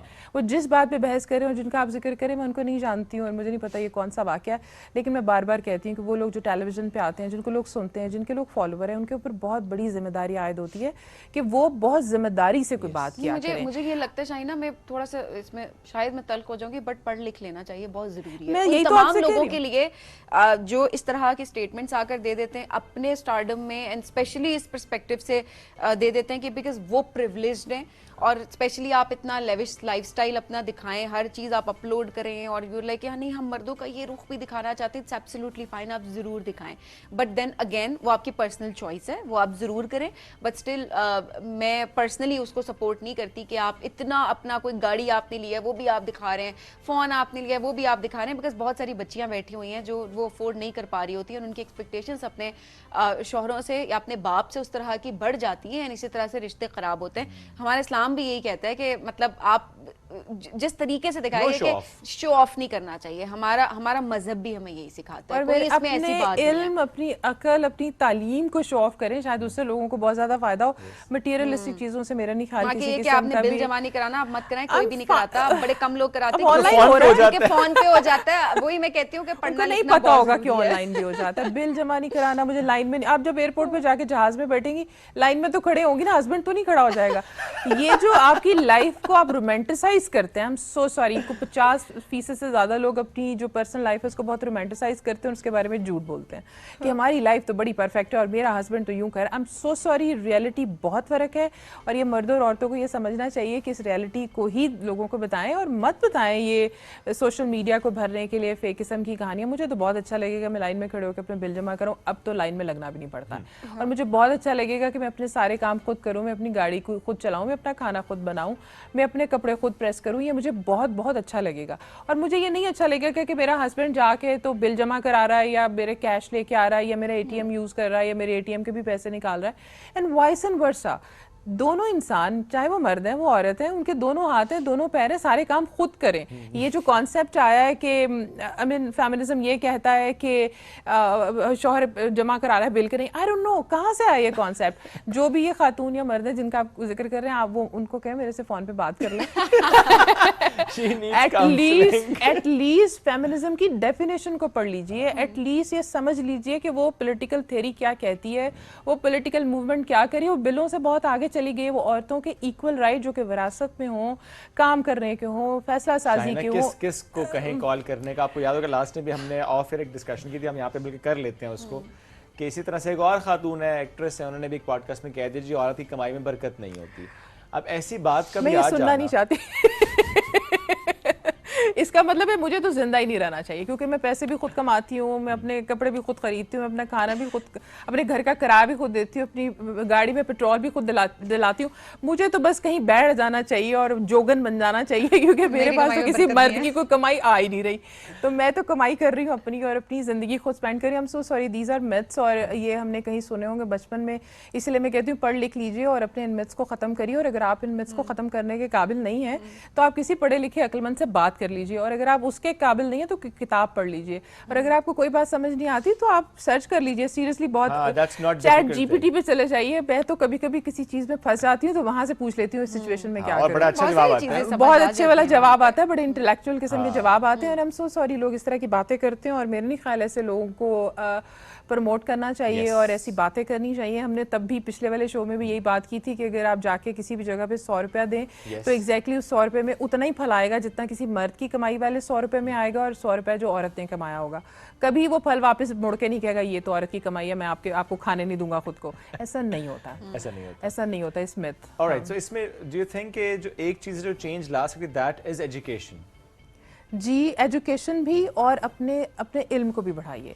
आप जो तालीम हासिल करते हैं, जो हमारा करिकुलम है, सिलेबस है, वो बहुत लिमिटेड है, उसके अंदर हम बहुत सारी बातें सिखाने के काबिल नहीं होते। किताबें पढ़िए, लोगों ने जो आर्टिकल लिखे हैं वो पढ़िए, वाक़यात पढ़िए, प्रैक्टिस भी करें उसको साथ, प्रैक्टिस भी करें, सोचें भी कि आप बोल क्या रहे हैं। आप सिर्फ सेक ऑफ बोलने के लिए मत बोलें। अगर आप कुछ अच्छा नहीं बोल सकते तो मैं अक्सर कहती होती हूँ कुछ अच्छा कहने के लिए ना तो खामोश रहिए। अगर आपने कोई स्टेटमेंट देनी है तो पहले सोच लीजिए, आप लिख लीजिए। अगर आपको ऐसी बातें करते हैं जैसे आप ये भी कोट कर रहे हैं और उसका इतना बड़ा इम्पैक्ट पड़ता है कि बहुत सारे लोग, और आपको पता है ये जो किसी ने बहुत वायरल हो गया था, मुझे लोग पूछते थे, बहुत सारी औरतें मेरे दफ्तर में पूछती, शाहीना दैट्स ट्रू कि हमें भी लगता है हमारी कमाई में बरकत नहीं है। मैंने कहा तुम अपने बच्चों की फीस खुद देती हो, तुम सिंगल मदर हो, तुम सारे काम खुद करी हो, तुम ये कैसे सोच सकती हो? तो इस तरह की जो चीजें वायरल होती हैं और स्टूपिड होती हैं, उनका इम्पैक्ट भी होता है लोगों के ऊपर। अच्छा, ये देखिए इम्पैक्ट ये आपने खुद फेस एग्जैक्टली मैंने तो बहुत दिन बैठ के तो सोचती रही, मैंने कहा ओके इसका मतलब है मुझे तो जिंदा रहने का कोई हक नहीं है क्योंकि मेरी कमाई में कोई बरकत नहीं है। हंसी आती है इस तरह के स्टेटमेंट्स पे कि आप इस तरह की बातें करें। बिल्कुल, और मैं समझती हूँ मीडिया के ऊपर ये बहुत बड़ी जिम्मेदारी आयद होती है कि जब इस तरह की कोई बात आप सुने, एक तो उसको प्रमोट मत करें, उसको डिस्कस मत करें, और उसको खत्म करने के लिए बिल्कुल एक और थॉट लेके आए जो कि लोगों को ये इसलिए भी समटाइम्स फॉर मीडिया के पर्सपेक्टिव में कहूँगा डिस्कशन का हिस्सा इसलिए बन जाता है क्योंकि जब एक चीज वायरल हो जाती है, उसमें बहुत बात हो रही है, तो आपको बताना पड़ता है लोगों को कि ये एक wrong perspective, please don't by this, it's a scam. Exactly, गलती से किसी के मुंह से निकल गया, पता नहीं कौन से स्टेट ऑफ माइंड में कोई बैठा हुआ था, अपसेट था, या पता नहीं क्या सुन के आया था, सो हो सकता है उसे गलती हो गई और यकीनन गलती ही हुई है उनसे, तो या भूल जाएं उसको। अब थोड़ी सी टिप्स ये भी हम डिस्कस करते हैं। वो पेरेंट्स जो इस वक्त हमें देख रहे हैं, वो बच्चियां हमें इस वक्त जो देख रही हैं, जो फाइनेंशियल इंडिपेंडेंस की तरफ जाना चाहती हैं, वो कमाना चाहती हैं, अब ऐसे में क्या क्या स्टेप्स हैं जो हम ले सकते हैं? हम अक्सर ये कह रहे होते हैं ना कि मुझे एक सोच बड़ी अच्छी लगती है, अब आजकल की जो हमारी लड़कियां हैं वो बड़ा अच्छा ही सोचती हैं कि जो पैसे हमें, क्योंकि माँ बाप इंसिस्ट कर रहे होते हैं कि जी आपका कुछ ना कुछ हक है हमारी कमाई के ऊपर, और उसमें यह है कि वो जहेज की सूरत में बच्चियों को दे रहे होते हैं पैसे। ये एक सोच हमारे यहाँ जो है वो एग्जिस्ट कर रही होती है। अब मुझे ये सोच बहुत अच्छी लगती है कि बहुत सारे पेरेंट्स भी और ख़वातीन भी अब ये करती हैं कि वो कहती हैं जी आप हमें वो पैसे दें, हम जहेज़ नहीं लेके जा रहे, बिकॉज जहेज़ लाने थे, हम हमेशा इसको बार बार डिस्कस करते हैं, हम इसको डिस्करेज कर रहे होते हैं।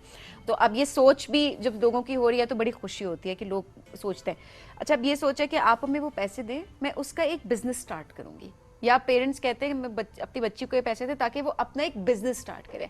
तो सोचें ये किस तरह से फाइनेंशियल इंडिपेंडेंस की तरफ लेके जाती है कि वो अच्छा खासा एक चंक होता है, एक अच्छी खासी अमाउंट होती है जो कि फजूल में ऐसे दी जा रही होती है कि घर के सामान पे। अच्छा, लड़कियों के लिए और सबके लिए, मर्दों बच्चियों के लिए, लड़कों के लिए, सबको पढ़ाएं क्योंकि उनका राइट है, उनको एक बेसिक तालीम दें और उसके बाद उनकी करियर काउंसलिंग करें और उनको ये बताएं कि उन्होंने काम करना है और उन्होंने पैसे कमाने हैं। आप बच्चों को, आप बच्चियां 10वीं क्लास में पढ़ी होती है, आप उनके दिमाग में डाल रहे थे आपकी शादी होनी है, ठीक है, that is also very important part of your life, लेकिन वो just one part of that's not the only thing in your life, that's just one part of your life. आप उसको कंटिन्यू रखिए, लेकिन इन पैरेलल, इसको parallel रखें। खराब होती है, अच्छी रहती है, वो तो ठीक है, लेकिन आप पढ़ें, लिखें, काम करें, पैसे कमाएं। और जो आपने कहा जहेज, हमारे तो कानून के मुताबिक जहेज दे ही नहीं सकते आप, और सबसे ज़्यादा शो ऑफ वाला पार्ट होता है शादी के इवेंट और जहेज के ऊपर। आप वो पैसे बच्चियों के दीजिए, उनके अकाउंट में डालिए और वो बच्चियां उससे बिजनेस करें, काम करें। अगर बैंक में भी पड़े होंगे तो महीने के कोई पैसे आएंगे, लेकिन जो सामान आप बच्चियों को देते हैं और बाद में आप कहते हैं कि हमने अपनी जायदाद में से और अपनी विरासत में से हिस्सा आपने दे दिया, जहेज का कोई कॉन्सेप्ट नहीं है। विरासत एक अलग मामला है। ये जो जहेज आपने दिया था, दैट वाज शो ऑफ। आप सोसाइटी में बताना चाहते थे कि आप क्या कपड़े और क्या सामान दे सकते हैं, that's useless. That's completely useless उन लड़कियों के लिए इन केस अगर शादी वगैरह खराब होती है, सबसे पहले वो सामान ही खराब होता है। अदरवाइज भी शाइना देखिए, ये बड़ा इंपॉर्टेंट पॉइंट अब आपने रेज कर दिया कि ये जो परसेप्शन या ये जो माइंड सेट है ना कि अच्छा बस शादी के वक्त में दे दिया, चाहे वो सबीन पैसों के फॉर्म में दिया, चाहे वो जहेज के फॉर्म में आपने दिया, लेकिन वो जो आप इनहेरिटेंस नहीं दे रहे ना उसको, that's the wrong thing actually. आपने अपने बेटियों को उनका हक देना होता है, वो चाहे बेटे हैं चाहे बेटे, जो एक कानून तय है ना, अल्लाह का भी कानून है और जरा हमारे स्टेट का भी कानून है, इसकी पूछ होनी है। अच्छा, इसको समझिए, देखिए अगर आप बेटी की शादी कर रहे हैं, जो पैसे और चीजें आप उसको देते, दैट्स गिफ्ट है वो। जो आप बेटे की शादी कर रहे होते हैं, मेरा ख्याल है वो ज्यादा धूमधाम से होती है, उसमें ज्यादा पैसे लगते हैं, दैट्स आल्सो गिफ्ट। अच्छा, जो ज्यादा जेवर आप बेटों को डाल रहे होते हैं और बेटियों को कम डाल रहे होते हैं, आप इक्वल कैसे कर सकते हैं? नहीं कर सकते। वो शादियों पे, मैं इसको क्लियर करें कि वो विरासत नहीं है। जो शादियों पे तोहफे तोहफ आप बेटियों को लेन देन करते हैं और बेटों को करते हैं, वो विरासत का हिस्सा नहीं है। विरासत अलग है, गिफ्ट इज अ गिफ्ट, विरासत है उसको अच्छा। और फिर ये कहना कि आधा हिस्सा दे देंगे, अरे ये कहा था दे दें, ये तो नहीं कहा था सिर्फ आधा ही दीजिए। इतना स्ट्रिक्टली आप फॉलो कर रहे हैं कि भाई क्योंकि मजहब कहता आधा ही देना है, तो ये तो नहीं कहा था कि पूरा नहीं दे सकते हैं, ये कहीं लिखा है? जितना हिस्सा है वो आपको देना बहुत ज्यादा इम्पोर्टेंट है। एटलीस्ट आप इसको थोड़ा, आपने बहुत सारे मिथ्स और बहुत सारी चीजें तोड़ी हैं, आपने नई चीजें लेके आए हैं दुनिया के अंदर, तो आप ये भी कर लीजिए कभी पूरा हिस्सा भी कर। इतना मुश्किल नहीं है। Thank you very much for joining us today. बहुत इंपॉर्टेंट डिस्कशन थी जो आज हम कर रहे थे। हमें आगे बढ़ना है प्रोग्राम में, एक ब्रेक की तरफ बढ़ेंगे, ब्रेक से वापस आएंगे, रहिए हमारे साथ। ये है राइजिंग पाकिस्तान।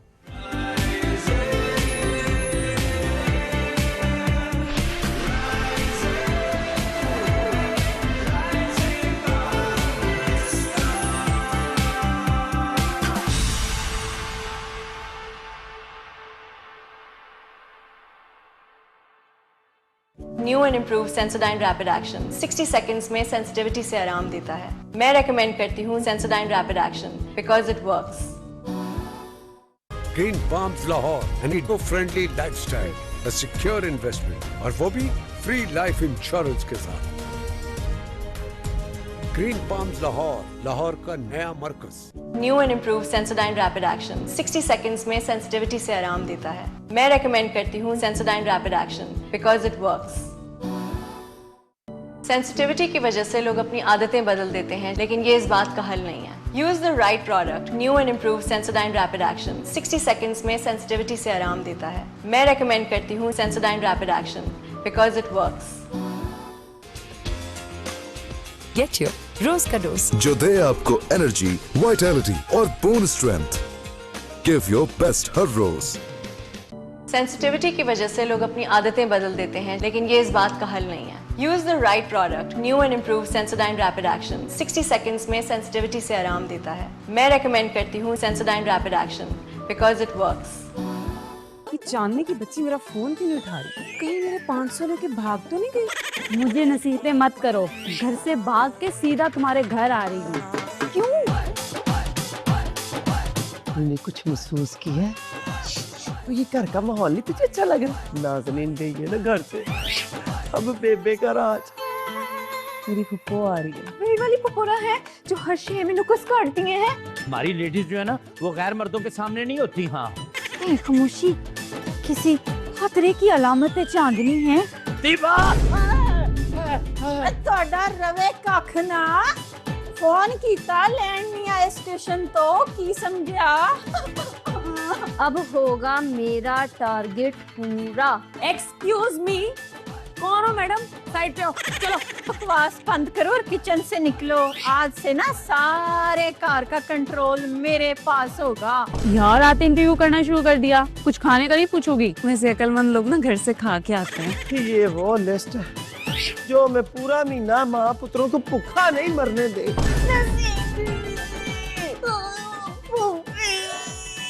फूफी मर गई। Chilli sauce, chilli sauce, chilli sauce, chilli sauce, chilli sauce.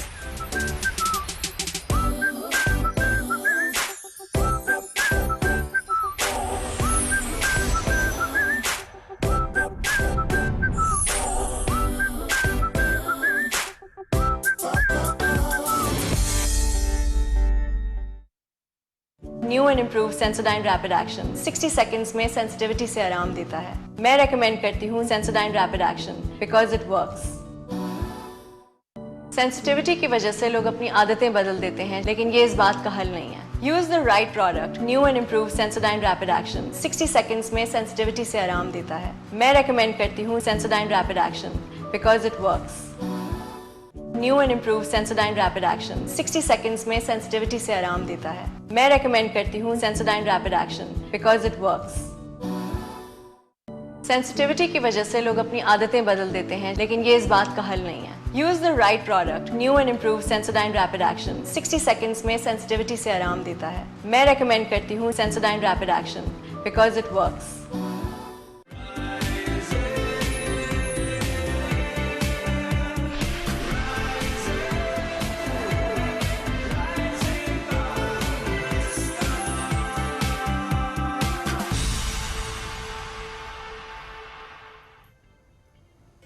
Welcome back. Rising Pakistan में एक बार फिर कहते हैं खुश आमदीद। आज का मौजू है सास और बहू का मिसाली रिश्ता कैसे बन सकता है। हम अक्सर ये बात कर रहे होते हैं जी बहू नहीं बेटी, जिसपे हम ये फिर मिसाल तो बन करते जाती है वैसे। ओके, अच्छी या बुरी वो अपनी जगह पे। प्लीज करिए। हद अदब से जो बात होती है ना कि अच्छा नहीं बहू नहीं बेटी बना के लाए हैं, बेटी की तरह रखते हैं, तो मेरा इसमें सिर्फ पॉइंट ये होता है कि डजंट मैटर कि आप बेटी बना के लाए हैं। अब बहू भी कोई ऐसा लफ्ज नहीं है, कोई भाव बिल्ला नहीं है कि जिसपे आपने डर जाना है। बहू को बहू का दर्जा भी दें तो इट्स फाइन। कोई जरूरी नहीं होता कि आपने उसको बेटी कहे कि आपने एक्सप्लॉइट करना है। मैं इसलिए वर्ड यूज कर रहा हूँ क्योंकि नॉर्मली हम देख रहे थे कहते हैं जी बेटी बना के लाए, लेकिन उस तरह से फिर माहौल बनता नहीं है। And it's either way actually. कहते हैं जी मेरी माँ की जगह पे, लेकिन वो रिस्पेक्ट नहीं होती। तो ये दोनों तरफ से मामला अक्सर खराब हो जाते हैं। तो आज हम इस मौजूद पे बात करेंगे कि डे 1 से बल्कि डे 0 से, यानी शादी से पहले से भी कैसे आपने ताल्लुकात को बेहतर रखने की कोशिश करनी होती है। आज इस मौजूद में हम गुफ्तगू करने के लिए जिस शख्सियत ने ज्वाइन किया है, उनकी माशाल्लाह शादी को हो गए हैं 22-23 साल, और कैसे उन्होंने मिसाली रिश्ता बनाया अपनी सास के साथ। आज हम इस पर बात करेंगे। अफशीन ज़िशान साहब हमें ज्वाइन किया। अस्सलाम वालेकुम जी, कैसी हैं आप? वालेकुम अस्सलाम, थैंक यू सो मच। इतने इंटरेस्टिंग टॉपिक के लिए आपने बुलाया। Thank you so much for joining us today.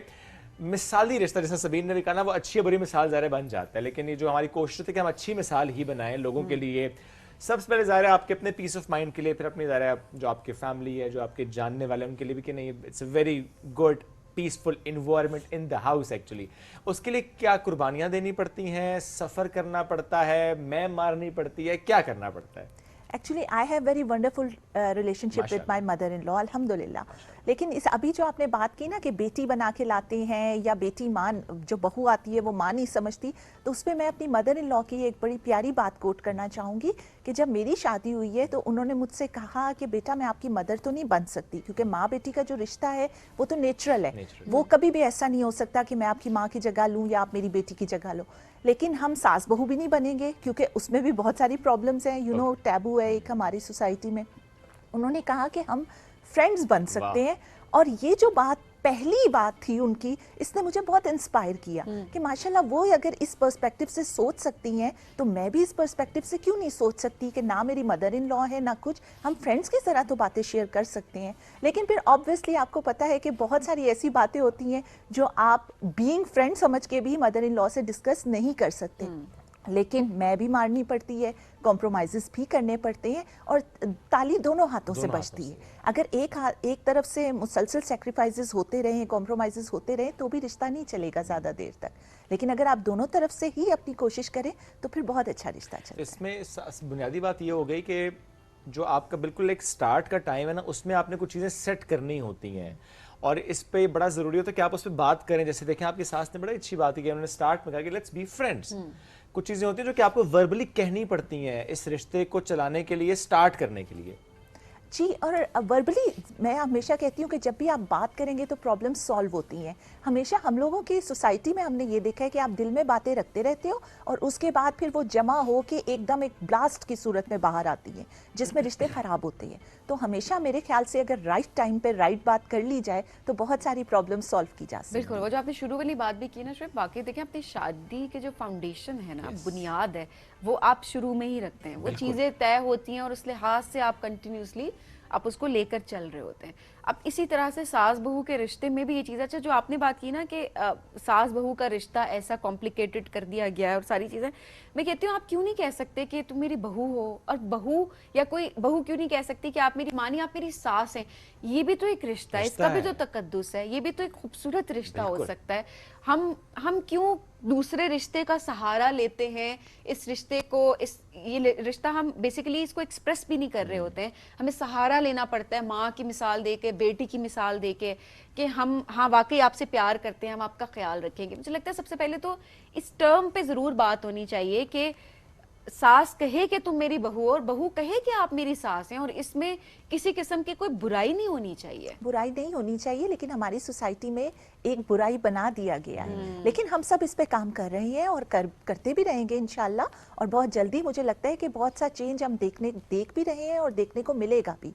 और जैसे आप लोगों की जनरेशन है, जब आप लोग सास ससुर बनोगे तो आई एम श्योर कि चीजें बहुत मुख्तलिफ होंगी। मेरी तो बेगम मुझे कहती है कि आप बहुत टफ किस्म के ससुर बनेंगे। आप तो वैसे आपके घर में सास की कमी नहीं फील होती होगी वैसे। अच्छा ये मेरा मसला है वैसे, वो सारे मुझे कहते हैं कि सास की कमी नहीं, आप ही सास है। नहीं, उन सासों की भी कोई बात कर लेना जो सासें नहीं है लेकिन वो सासें हैं। जरा इस टॉपिक पे भी तो हम अक्सर इसके लिए फिर सेपरेट प्रोग्राम होना चाहिए। वो मसले नहीं क्रिएट कर रही होती है। देखिए ये असल मसला क्या हुआ कि आपने किसी बंदे की पर्सनालिटी को डीमीन करने के लिए कह दिया आप सास हैं। नहीं, हम उस ये देखिए अभी आपने उसी पॉइंट को कन्वे किया है कि सास का जो वर्ड है, एक तरफ कहते हैं कि उसको डीमीन नहीं करना, उसको चेंज करना चाहिए। मैं उसको डीमीन नहीं कर रही हूँ, बट वो वाला जो किसी बंदे की पर्सनालिटी को करने के लिए शटर आप कहते हैं ये सास बन रहा है। नहीं बुरी मीम्स बनती है ये वाली, तू सास ना बन मेरी। मैं यही तो बात कर रही हूँ ना, प्रोड्यूसर को आप कह देते होते हैं कभी-कभी। इसको इस टर्म को हमें ऑब्वियसली इसको हमें चेंज करने की बहुत ज्यादा जरूरत है ना। यही तो बात हम कर रहे हैं कि हमें एक अच्छी मिसाल बनाने की जरूरत है, हमें एक बुरी मिसाल इसको बनाने की जरूरत नहीं है। आपका कैसा रिश्ता अपनी सास? अल्हम्दुलिल्लाह मेरी सास, मैं तो कहूँगा कि माँ वाले इसलिए कहूँगा हम साथ रहती हैं हमारे, तो हमारे घर में तो वैसी कोई कमी नहीं रखती ना कि अम्मी मेरी अम्मी दूर थोड़ा रहती हैं, तो हमें बड़ा होता है कि अच्छा पेरेंट्स साथ है, माँ साथ है, तो हमारे लिए वो वाला माहौल होता है। तो अल्हम्दुलिल्लाह वो अलग बात है। मेरी सास भी मुझे यही कहते हैं तुम मेरी बेटी की सास तू है। आपकी अम्मी को होने की जरूरत नहीं है, ये बात बहुत जरूरी है। वैसे इस सिलसिले में हमें आपकी बेगम से जरूर बात करनी चाहिए। सही बात है, वैसे आज उनको यहाँ पे मेहमान होना चाहिए था। ये आगे मैं हम उनको जरा बुलाते हैं। सास बैठी है ना वैसे हाँ वो कैसे आने देंगी? सास के होते हुए कैसे एक म्यान में दो तलवारें कैसे? ऐसे ही बात है वैसे। अच्छा अब जिस तरह से माइंडसेट तो चले हैं, अब उसमें आपने जिस तरह बात की कि चेंज आ रहे हैं और इंशाल्लाह हम आगे देखेंगे कि कुछ सालों में हम वाकई इस टर्म को बड़ा पॉजिटिव वे में यूज कर होते हुए हम देख रहे होंगे। अब ऐसे में जो हम शुरू की बात कर रहे हैं, हम कॉन्फ्लिक्ट्स को किस तरह से रिजॉल्व कर सकते हैं? सास बहू का कॉन्फ्लिक्ट कैसे बिकॉज ऑब्वियसली सास की अपनी एक्सपेक्टेशंस हैं, बहू की अपनी एक्सपेक्टेशंस है, वो एक्सपेक्टेशंस जब मीट नहीं हो पा रही होती हैं तो जाहिर सी बात है घर में एक फसाद जरूर होता है। हम इसको किस तरह से ओवरकम कर सकते हैं? देखिए आजकल बहुत डिफरेंट रोल्स हैं ख़वातीन के। जैसे अभी आपसे पहले जो गेस्ट बैठी हुई थी उन्होंने बात की कि ख़वातीन घर भी संभाल रही हैं, बाहर भी जा रही है। अब यूजुअली ऐसा है कि जनरेशन गैप तो है, जो हमारे एल्डर्स हैं वो बाज़-औक़ात इन रोल्स को एक्सेप्ट नहीं करते, वो ये देख नहीं सकते। ठीक है, इस बात पे वो बहुत खुश हो रहे होंगे कि फाइनेंशियल कंट्रीब्यूशन भी हो रहा है, बहू काम भी कर रही है, लेकिन उनसे ये चीज़ डाइजेस्ट नहीं होती कि बहू बाहर भी काम करे और घर को अगर वो ना देखे, थोड़ा सा भी डिफरेंस आ जाए तो वो एक आइडियल बहू की जो एक बनाया हुआ है हम लोगों ने, जिसे क्या कहते हैं कि एक आइडियल सा, वो पूरा नहीं उतरता। तो प्रॉब्लम्स इस वजह से होती हैं क्योंकि आजकल की जो जनरेशन्स हैं उनको ये समझना चाहिए, जो एल्डर भी हैं और जो हम लोग भी हैं, कि वाकई में रोल्स चेंज हो रहे हैं और उन रोल्स की चेंज होने की नेचर जब तक हम नहीं डिस्कस करेंगे तो तब तक प्रॉब्लम्स होती रहेगी। और वही जो मैंने बताया कि ताली दोनों हाथों से बजती है, तो दोनों साइड्स को समझना चाहिए। सास एक्सपेक्टेशंस लगाए और बाज़-औक़ात बहुओं की साइड से भी आप देखें, अभी मैं रिसेंट एक स्टडी पढ़ रही थी, उसमें जो डिवोर्स रेट था उसकी सबसे बड़ा रीज़न जो था वो पेशेंस की कमी थी। क्योंकि शादी के शुरू के कुछ मंथ्स ऐसे होते हैं जिसमें लड़की भी एडजस्ट हो रही होती है और जिसमें लड़के की मदर भी एडजस्ट हो रही होती है, क्योंकि ऑब्वियसली घर पे एक उसकी अथॉरिटी होती है, सारे डिसीजंस वो लेती है। लेकिन शादी के बाद एक ऐसी खातून घर में आ जाती है कि जो डिसीजंस लेने में भी उसकी बराबरी करती है और साथ उसके बेटे का टाइम भी इक्वली शेयर करती है।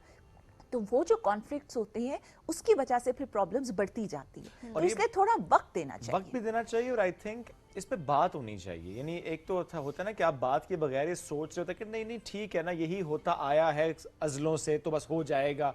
मुझे लगता है कि नहीं, इस पे बात होनी चाहिए, बैठ के वो बेटा वो बहू सास सब बैठ के इस पे डिस्कस करें कि ना शादी हुई है, अब चीज़ें थोड़ी चेंज हुई हैं, रूटीन थोड़ी चेंज हुई है, डिसीजन मेकिंग में, किचन में, हर चीज़ में शेयरिंग आई है। सो इसमें जो ज़्यादातर हमने देखा है बहुएं इसलिए ज़्यादा सफ़र कर रही होती हैं क्योंकि ज़ाहिर है देखें वो एक दूसरे माहौल में आई हैं। सास के लिए माहौल चेंज नहीं हुआ, घर चेंज नहीं हुआ, कुछ चेंज नहीं हुआ सिवाय इसके कि घर में एक औरत और आई है। प्लस चूंकि एक एज डिफरेंस भी है, सास उस पोजीशन पे भी अथॉरिटेटिव पोजीशन में, बॉस की पोजीशन में है घर में बेसिकली। सो उसके लिए वो पावर शेयरिंग जो है ना करना थोड़ा सा मुश्किल है। हाँ, बहुत हद तक ये होता है कि वो जो बहू होती है वो स्मार्ट अगर हो, टैकल करे, smart in a very good way actually, वो समझती हो, हाँ, smart in a very decent way कि उसे पता कि नहीं मुझे रिस्पेक्ट का एलिमेंट भी रखना है, मुझे उनसे दोस्ती भी करनी है, मुझे अपनी जगह भी बनानी है। क्योंकि ज़ाहिर है वो एल्डर तो है ना, उनको वो रिस्पेक्ट का एलिमेंट भी देना है, उनकी बात सुननी भी है, समझनी भी। ये नहीं कि हर दफ़ा या हर बात पे कहें नहीं नहीं सास तो होगी ही गलत, सास की हर बात ही गलत है, या उनकी रोक टोक भी गलत है, उनका कहना भी गलत है, या वो कहेंगे हांडी को भून लो तो वो भी गलत है। मैं एक मिसाल दे रहा हूँ क्योंकि नॉर्मली हम ये चीज़ें देख रहे होते हैं।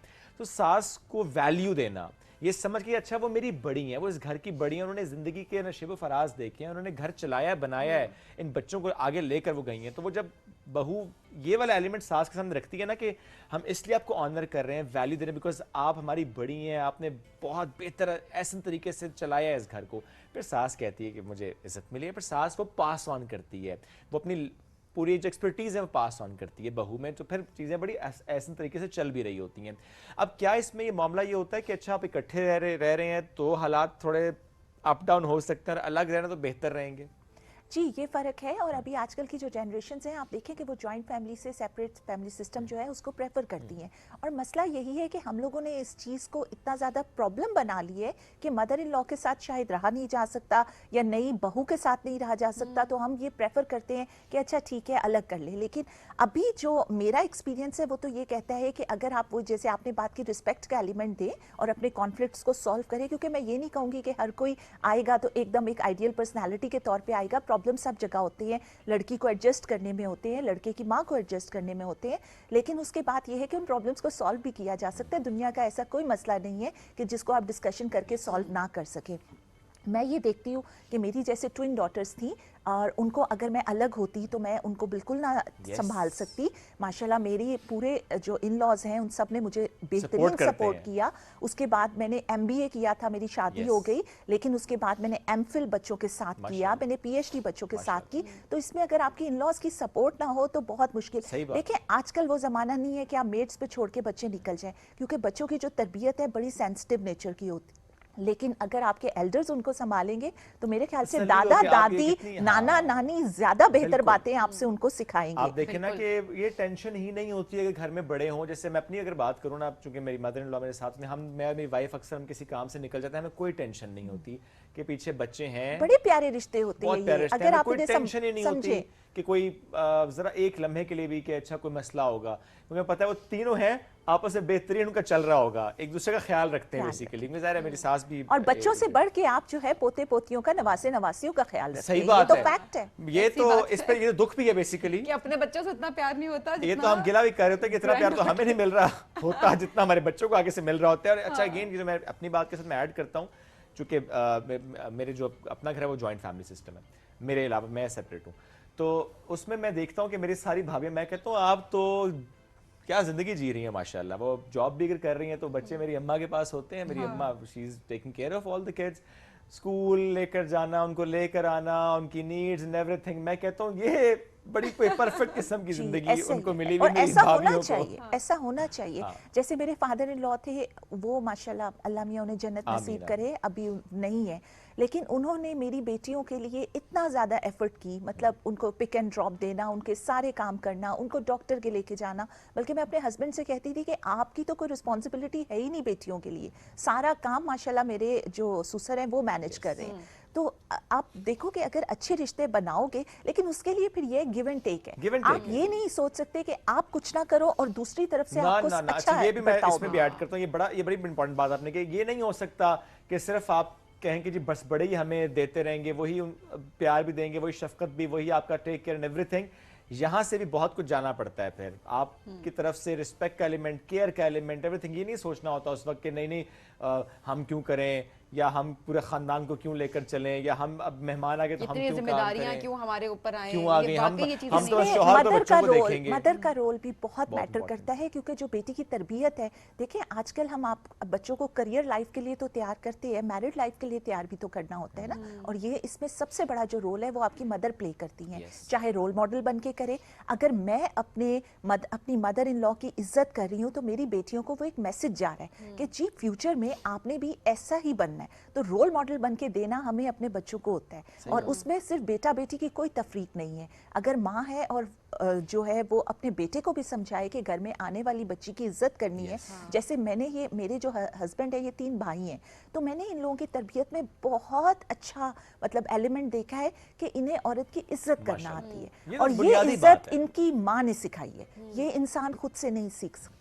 ये जब तक आपकी तरबियत आपकी मदर नहीं करेंगी आप नहीं सीख सकते। और ज़ाहिर है वो इज्जत का जो बात है, रिस्पेक्ट तो ज़ाहिर हर रिश्ते में इम्पोर्टेंट है। अगर किसी रिश्ते में रिस्पेक्ट नहीं है, वो रिश्ता ही नहीं है जी, वो रिश्ता ही अच्छा मोहब्बत, अगर लोग कहते हैं कि मोहब्बत की बेस होनी चाहिए शादी की, तो मैं इसको बिल्कुल नहीं मानती। मोहब्बत के से ज्यादा जो इम्पोर्टेंस है वो रिस्पेक्ट के एलिमेंट। ऐसी बात है, अगर आप रिस्पेक्ट नहीं करते एक दूसरे की तो जाहिर सी बात है वो रिश्ता बड़ा खोखला सा रिश्ता होता है। तो इज्जत सबसे पहले आपने देनी है, तो प्यार इज्जत के साथ वैसे ही ऐड हो जाता है। मोहब्बत तो आप प्रेटेंड कर लेंगे, इज्जत तो प्रेटेंड भी नहीं कर सकते। आप प्रेटेंड नहीं कर सकते, वो आप दिल से करते हैं। अच्छा, वैसे में जिस तरह आपने बात की ना, अच्छा हमने अभी बहू के रोल को बहुत ज्यादा डिस्कस किया। अच्छा, उनकी माँ की भी तरबियत होनी चाहिए कि किस तरह से उनकी तरबियत करनी है। एट द सेम टाइम माओं को भी ये चीज़ ज़रूर देखनी चाहिए कि बेटियों को इस तरह ना कहें कि अच्छा वो तुम्हारी सास ये कह देगी, या हमारे यहाँ ये बड़ा ये ना बहुत बहुत बुरा एक माइंडसेट है, जहाँ पर बेटियों की माएँ भी बहुत ज़्यादा बेटियों को गलत ट्रैक पर लेकर जा रही होती हैं। बार बार कह के तुम क्यों सारे घर का काम कर रही हो, तुमने आज ये क्यों किया, वो देखो तुम्हारी सास डिस्क्रिमिनेशन कर रही है। अब वो स्पेशली जो एडजस्टमेंट का टाइम होता है ना, वो टाइम सारा जो है वो दिमाग के अंदर फजूलियात भरना शुरू हो जाती हैं और रिश्ता खराब। और वाकई जब एक बार दरार आ जाती है ना, उसको वापस ठीक करना बिल्कुल ऐसा ही, वो इट्स वेरी डिफिकल्ट। असल में ऐसा है कि जब आप घर में जाते हो ना, तो ये थोड़ा सा सास का बिहेवियर भी डिस्कस होना चाहिए कि उसे इस तरह से शो करना चाहिए कि वो बहू का भी घर है। बेसिकली जब वो राइट्स की जंग आती है ना कि जी ये मेरा घर है, तो उसमें प्रॉब्लम होती है। और लड़की को भी ये समझना चाहिए, यही सोचना चाहिए कि ये मेरा घर है। अगर इसमें कोई प्रॉब्लम हो रही है तो वो हमारे दरमियान में है और हमने उसे खुद सॉल्व करना है, बजाय कि उसे बाहर डिस्कस करें। और मैं कहूँगी ये बच्चियाँ जितनी भी ये प्रोग्राम देख रही हैं, बहुत सारी बातें हैं जो घर में सॉल्व हो सकती हैं, लेकिन हम उसे अपने पेरेंट्स से डिस्कस करेंगे, अपने बहन भाइयों से डिस्कस करेंगे, तो वो छोटी सी बात को वो मिर्च मसाला लग के वो बाजुकात इतनी बड़ी हो जाती है कि आप उसे संभाल नहीं सकते। तो इसलिए हमेशा कोशिश करें कि पहले अपने एंड पे, मेरे ख्याल से सबके पास एजुकेशन है, सबके पास तरबियत है, सबके पास मीडिया है, आपको मालूम है कि आप किस तरह से चीज़ें आजकल के दौर में टैकल करते हो, जिसमें इज्जत का एलिमेंट भी ख़त्म नहीं होता और आप अपनी बात भी मनवा लेते हो। मेरे ख्याल से एवरीवन इज स्मार्ट इनफ कि ये इस बात को समझ सके, तो खुद सॉल्व करके फिर अगर बिल्कुल ही हालात हाथों से बाहर निकल रहे हैं या पानी सर से ऊपर हो रहा है, तो फिर आप अपने घर वालों को इन्वॉल्व कर सकते हो, अदरवाइज ज़रूरत नहीं है। अच्छा, और ये इंपॉर्टेंट बात जो आपने बात की कि सास का बिहेवियर भी मैटर करता है, बहुत मैटर करता है। मैं चाहूँगी कि इसको भी जरा हाईलाइट जरूर करें। इस वक्त बहुत सारी, बिकॉज ये टाइम हमारा स्लॉट ऐसा है कि जिसमें बहुत सारी ऐसी ख़वातीन हमें देख रही हैं जो कि सास हैं, बहुत सारी सासें हमें देख रही हैं इस वक्त। जरा ज़रूर इस चीज़ को हाईलाइट कीजिएगा कि वो किस तरह से एक अच्छा रिश्ता अपनी बहू के साथ बिल्ड कर सकते हैं, बिकॉज बहुत सारी रिस्पॉन्सिबिलिटी उनके ऊपर भी तो आती है ना। जब एक लड़की घर आ रही है अपना सब कुछ छोड़ के, उन्होंने कैसे वेलकम करना है, उन्होंने किस तरह से उसको स्पेस देनी है, स्पेशली कि वो फ्लेक्सिबिलिटी होनी चाहिए, वो प्यार देना है कि वो वाकई अपना घर समझे। बिल्कुल ऐसा ही है। और इसमें मैं फिर अपनी मदर इन लॉ के जो एग्जाम्पल है, क्योंकि मेरे सामने तो वो ही हैं और उन्होंने एक बेहतरीन माशाल्लाह घर हमें दिया है और एक बेहतरीन घर चलाया है। तो मैं तो यही देखती हूँ कि स्पेस जो का आपने यूज़ किया है ये बहुत इंपॉर्टेंट है, क्योंकि जाहिर बात है जब शादी होती है तो लड़की की बहुत ज़्यादा एक्सपेक्टेशंस होती हैं कि मैं अपने हस्बैंड के साथ घूमने फिरने जाऊँ, क्योंकि हमारे माशरे में बहुत सारी ऐसी बच्चियाँ भी हैं कि जिनके पेरेंट्स कहते हैं आपने ये करना है, आप शादी के बाद करना, आप शादी से पहले ना करो, अपने मियाँ के साथ करना। तो वो जाहिर बात है जब ऐसी एक्सपेक्टेशंस के साथ बच्चियां शादियां करेंगी तो फिर अगर सास की बहुत ज़्यादा इंटरफेरेंस होगी तो उनको प्रॉब्लम्स फेस करनी पड़ती है। तो इसलिए स्पेस देनी बहुत ज़रूरी है।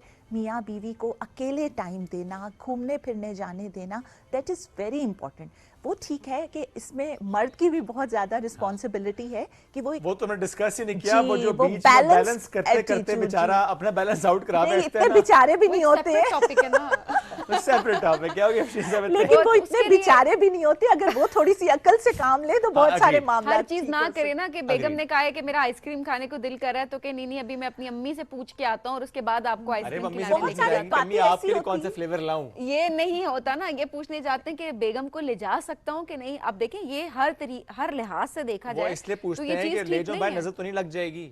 और बेटा मैंने कुछ ऐसे घर भी देखे हैं जो सिर्फ खराबी इस वजह से होते हैं कि जो मर्द है ना वो बेगम की बातें माँ को बता रहा होता है और माँ की जो बातें वो बेगम को बता रहा होता है। वो मम्माज बॉयज जिसे हम कहते हैं। नहीं मम्माज बॉय सिर्फ बेगम की बातें बता रहे होते हैं। नहीं, लेकिन बाजुकात ऐसे होते हैं कि मदर की बातें भी, क्योंकि बहुत सारी बातें आपको सेंसर करनी होती है, वो आपको एक दूसरी दोनों पार्टीज का मैं डिस्कस करूंगी, दोनों पार्टीज तक पहुंचनी नहीं चाहिए। तो ये अपनी एक पॉलिसी बना लेनी चाहिए, पॉलिसी गाइडलाइंस की, इन पॉलिसी से हम इधर उधर नहीं होंगे, नो मैटर व्हाट। जी शादी हो रही है तो हर बात नहीं सबको बताने की, ये अपनी बात अपने तक और यहाँ की बात भी अपने तक, तो बीच में आपने एक बैरियर बनना होता है समहाउ। अच्छा इसमें बस एक बात हम ऐड करें, अफशीन साहब थैंक यू वेरी मच, आपने ज्वाइन किया। हमें लास्ट बात हम सिर्फ ऐड करते हैं कि वो तमाम जो मदर इन लॉज इस वक्त हमें सुन रही हैं, मदर्स हमें इस वक्त सुन रही हैं, आप सिर्फ वैसी हो जाएं जैसे कि आपकी बेटी की सास हो। देयर यू गो, अल्लाह हाफिज।